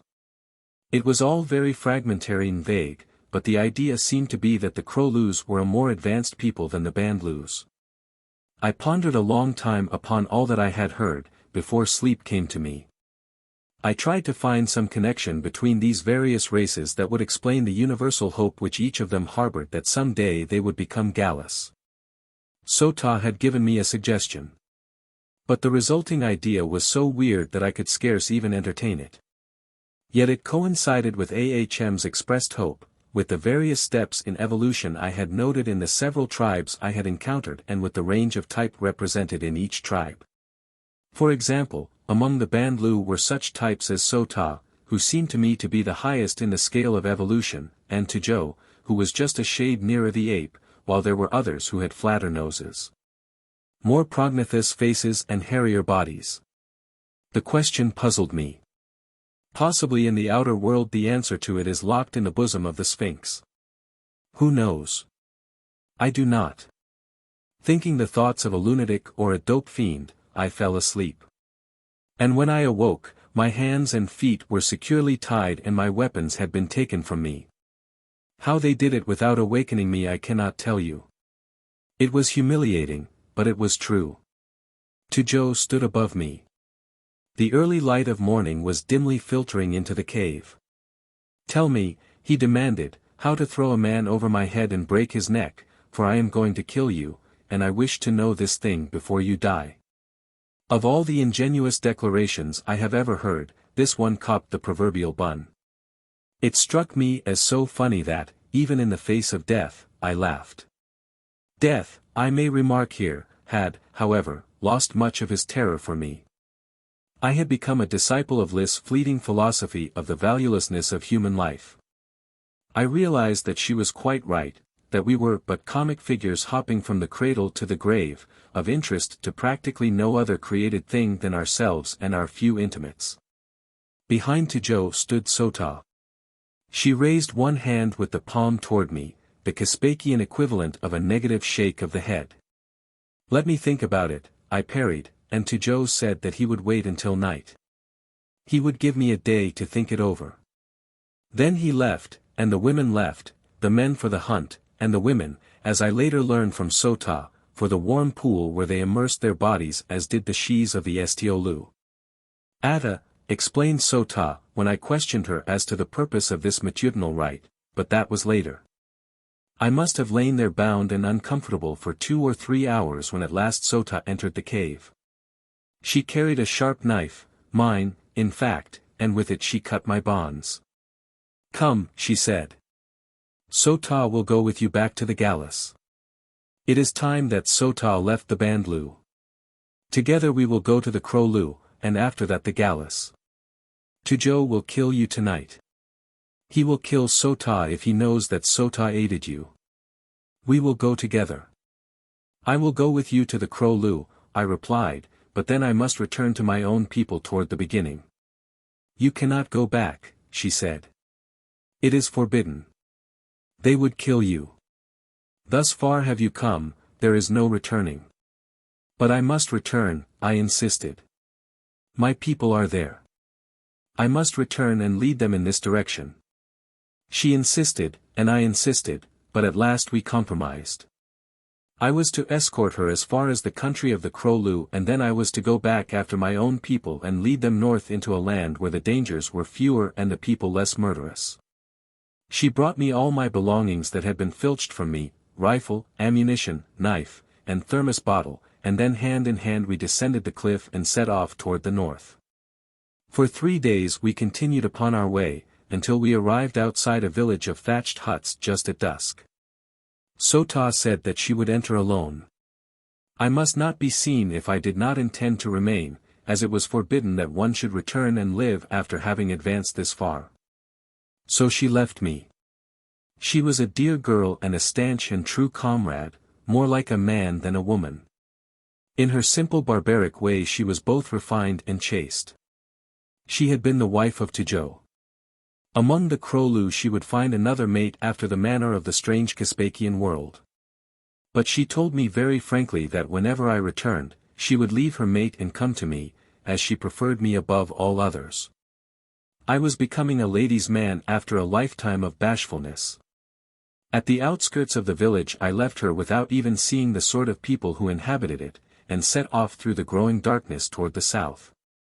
On the 3rd day I made a detour westward to avoid the country of the Bandlu, as I did not care to be detained by a meeting with Tijo.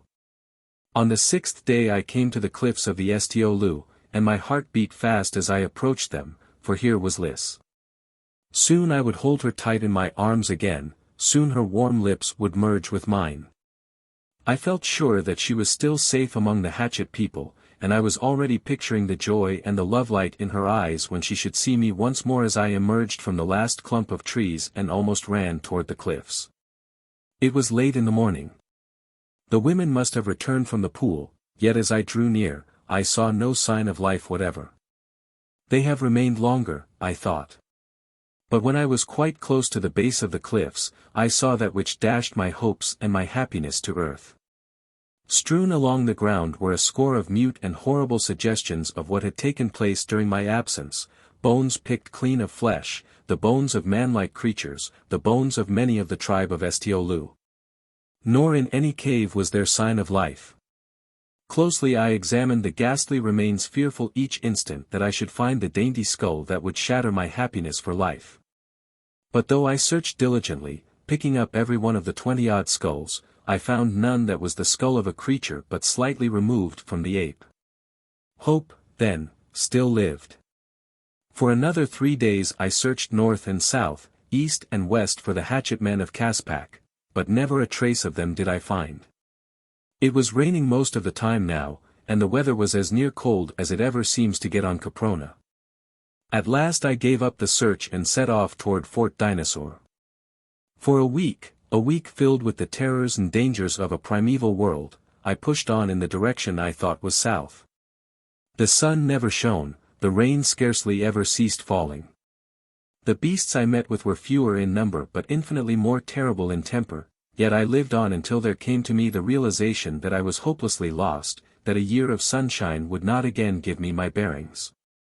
And while I was cast down by this terrifying knowledge, the knowledge that I never again could find Liss, I stumbled upon another grave, the grave of William James. With its little crude headstone and its scrawled characters recording that he had died upon the 13th of September, killed by a saber-toothed tiger. I think that I almost gave up then. Never in my life have I felt more hopeless or helpless or alone. I was lost. I could not find my friends. I did not even know that they still lived, in fact, I could not bring myself to believe that they did. I was sure that Liss was dead. I wanted myself to die, and yet I clung to life, useless and hopeless and harrowing a thing as it had become.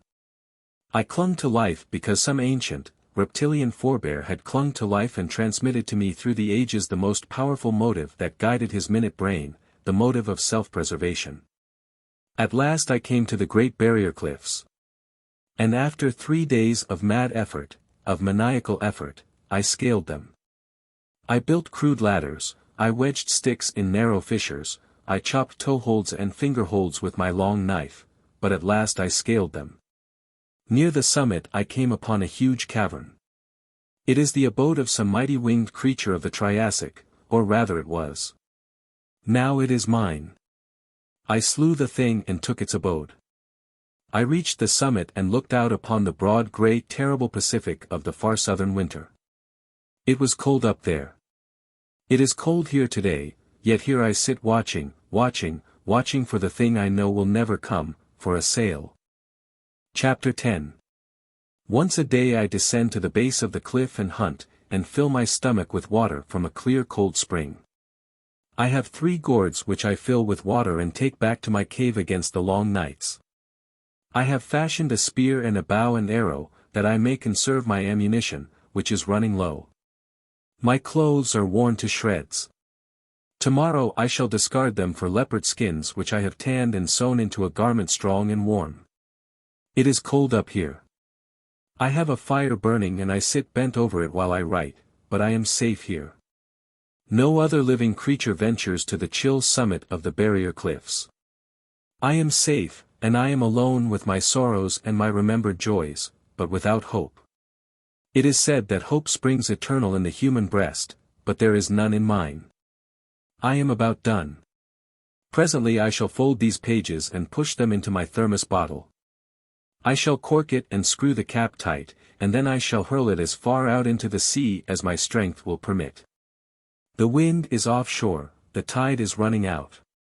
Perhaps it will be carried into one of those numerous ocean currents which sweep perpetually from pole to pole and from continent to continent, to be deposited at last upon some inhabited shore. If fate is kind and this does happen, then, for God's sake, come and get me. It was a week ago that I wrote the preceding paragraph, which I thought would end the written record of my life upon Caprona. I had paused to put a new point on my quill and stir the crude ink, which I made by crushing a black variety of berry and mixing it with water, before attaching my signature. When faintly from the valley far below came an unmistakable sound which brought me to my feet, trembling with excitement, to peer eagerly downward from my dizzy ledge. How full of meaning that sound was to me you may guess when I tell you that it was the report of a firearm. For a moment my gaze traversed the landscape beneath until it was caught and held by 4 figures near the base of the cliff, a human figure held at bay by 3 hyaenodons, those ferocious and bloodthirsty wild dogs of the Eocene. A 4th beast lay dead or dying nearby. I couldn't be sure, looking down from above as I was. But yet I trembled like a leaf in the intuitive belief that it was Lys, and my judgment served to confirm my wild desire, for whoever it was carried only a pistol, and thus had Lys been armed. The first wave of sudden joy which surged through me was short-lived in the face of the swift following conviction that the one who fought below was already doomed. Luck and only luck it must have been which had permitted that first shot to lay low one of the savage creatures, for even such a heavy weapon as my pistol is entirely inadequate against even the lesser carnivora of Caspak. In a moment the 3 would charge. A futile shot would but tend more greatly to enrage the one it chanced to hit, and then the 3 would drag down the little human figure and tear it to pieces. And maybe it was Lys. My heart stood still at the thought, but mind and muscle responded to the quick decision I was forced to make. There was but a single hope, a single chance, and I took it. I raised my rifle to my shoulder and took careful aim. It was a long shot, a dangerous shot, for unless one is accustomed to it, shooting from a considerable altitude is most deceptive work. There is, though, something about marksmanship which is quite beyond all scientific laws. Upon no other theory can I explain my marksmanship of that moment. 3 times my rifle spoke, 3 quick, short syllables of death. I did not take conscious aim, and yet at each report a beast crumpled in its tracks. From my ledge to the base of the cliff is a matter of several thousand feet of dangerous climbing. Yet I venture to say that the first ape from whose loins my line has descended never could have equaled the speed with which I literally dropped down the face of that rugged escarpment. The last 200 feet is over a steep incline of loose rubble to the valley bottom, and I had just reached the top of this when there arose to my ears an agonized cry, "Bowen! Bowen! Quick, my love, quick!" I had been too much occupied with the dangers of the descent to glance down toward the valley. But that cry which told me that it was indeed Lys, and that she was again in danger, brought my eyes quickly upon her in time to see a hairy, burly brute seize her and start off at a run toward the nearby wood. From rock to rock, chamois-like, I leaped downward toward the valley, in pursuit of Lys and her hideous abductor. He was heavier than I by many pounds, and so weighted by the burden he carried that I easily overtook him. And at last he turned, snarling, to face me. It was Ko of the tribe of Tsa, the hatchet men. He recognized me, and with a low growl he threw Lys aside and came for me. "The she is mine," he cried. "I kill. I kill." I had had to discard my rifle before I commenced the rapid descent of the cliff, so that now I was armed only with a hunting knife, and this I whipped from its scabbard as Ko leaped toward me. He was a mighty beast, mightily muscled, and the urge that has made males fight since the dawn of life on earth filled him with the bloodlust and the thirst to slay, but not one whit less did it fill me with the same primal passions. Two abysmal beasts sprang at each other's throats that day beneath the shadow of earth's oldest cliffs, the man of now and the man-thing of the earliest, forgotten then.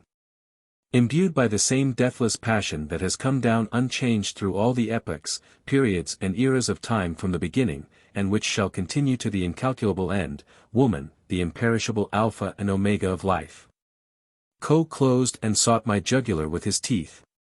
He seemed to forget the hatchet dangling by its aurochs-hide thong at his hip, as I forgot, for the moment, the dagger in my hand. And I doubt not but that Ko would easily have bested me in an encounter of that sort had not Lys' voice awakened within my momentarily reverted brain the skill and cunning of reasoning man. "Bowen," she cried. "Your knife! Your knife!" It was enough. It recalled me from the forgotten eon to which my brain had flown and left me once again a modern man battling with a clumsy, unskilled brute. No longer did my jaws snap at the hairy throat before me. But instead my knife sought and found a space between two ribs over the savage heart. Ko voiced a single horrid scream, stiffened spasmodically and sank to the earth. And Lys threw herself into my arms. All the fears and sorrows of the past were wiped away, and once again I was the happiest of men.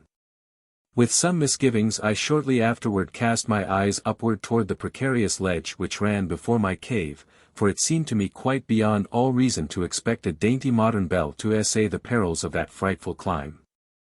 I asked her if she thought she could brave the ascent, and she laughed gaily in my face.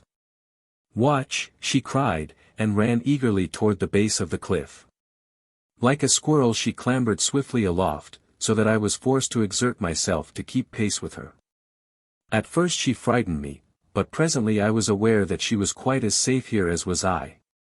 When we finally came to my ledge and I again held her in my arms, she recalled to my mind that for several weeks she had been living the life of a cave girl with the tribe of hatchet men. They had been driven from their former caves by another tribe which had slain many and carried off quite half the females, and the new cliffs to which they had flown had proven far higher and more precipitous, so that she had become, through necessity, a most practiced climber. She told me of Ko's desire for her, since all his females had been stolen, and of how her life had been a constant nightmare of terror as she sought by night and by day to elude the great brute. For a time Nobbs had been all the protection she required, but one day he disappeared, nor has she seen him since. She believes that he was deliberately made away with, and so do I, for we both are sure that he never would have deserted her. With her means of protection gone, Lys was now at the mercy of the hatchet man, nor was it many hours before he had caught her at the base of the cliff and seized her. But as he bore her triumphantly aloft toward his cave, she had managed to break loose and escape him. "For 3 days he has pursued me," she said, "through this horrible world. How I have passed through in safety I cannot guess, nor how I have always managed to outdistance him, yet I have done it, until just as you discovered me. Fate was kind to us, Bowen." I nodded my head in assent and crushed her to me. And then we talked and planned as I cooked antelope steaks over my fire, and we came to the conclusion that there was no hope of rescue, that she and I were doomed to live and die upon Caprona. Well, it might be worse. I would rather live here always with Lys than to live elsewhere without her, and she, dear girl, says the same of me, but I am afraid of this life for her. It is a hard, fierce, dangerous life, and I shall pray always that we shall be rescued from it, for her sake. That night the clouds broke, and the moon shone down upon our little ledge. And there, hand in hand, we turned our faces toward heaven and plighted our troth beneath the eyes of God. No human agency could have married us more sacredly than we are wed. We are man and wife, and we are content. If God wills it, we shall live out our lives here. If he wills otherwise, then this manuscript which I shall now consign to the inscrutable forces of the sea shall fall into friendly hands.